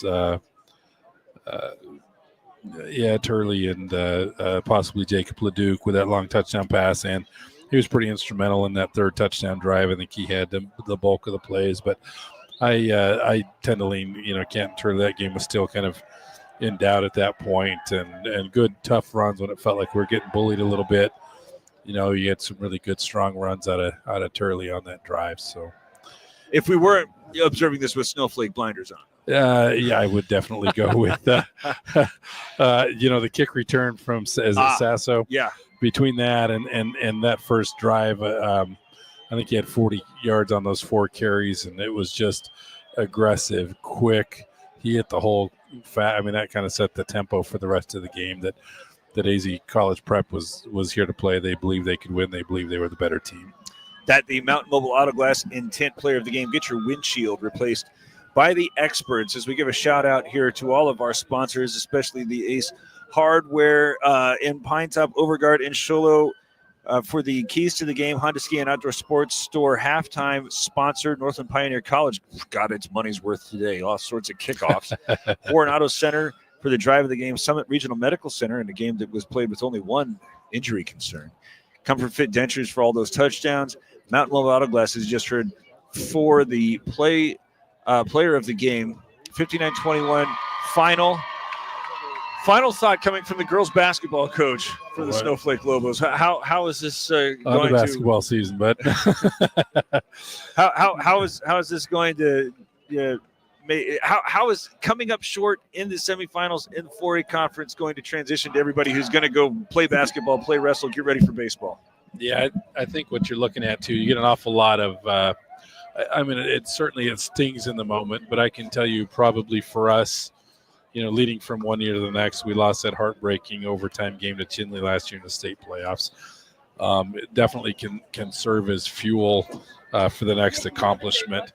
The Snowflake kids are usually high character kids, and they want to achieve. They're really good kids. Those that are moving on to other sports, I'm sure they're going to have a pretty tough, 2 or 3 days of transition. But what you're going to get out of them is a lot of confidence, a lot of belief that, their hard work is going to pay off. I think you get those type of kind of intangibles that can carry over into any sport. All right. Our next broadcasts are going to be this week, the 5th and 6th, Winslow and Chinley, and Snowflake and Coolidge. As you can take a look at that on italk1067.com and take it all in as our last call here at Arizona College Prep. 59-21, the Knights advance to the championship. As we thank Ron Everingham for coming on down here and making sure we can get this out to you. Mike Caldwell, so much help as a spotter all year long. Brogan, we had fun, right? You're going to come back? Yeah, I hope you guys will keep having me back. I've become a Lobo fan this year. Yeah. I'm fully converted now. All right. It took one season of football on the 1s and 2s. That's right. All right. I'm Derek Palmer. We hope that you continue to have a great Thanksgiving weekend and look forward to bringing you some basketball. Until then, be happy and safe.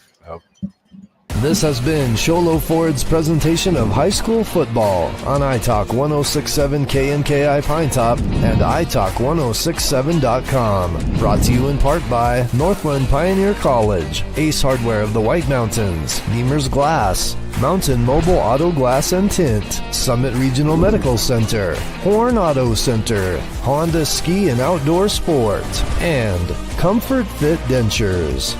This broadcast has been a copyrighted production of iTalk 1067 and Country Mountain Airwaves, a Kopaniki communications station. Any rebroadcast, retransmission, or use of this broadcast without the expressed written consent of iTalk 1067 or Country Mountain Airwaves is strictly prohibited. For more information on this game and other games around the region, go to italk1067.com.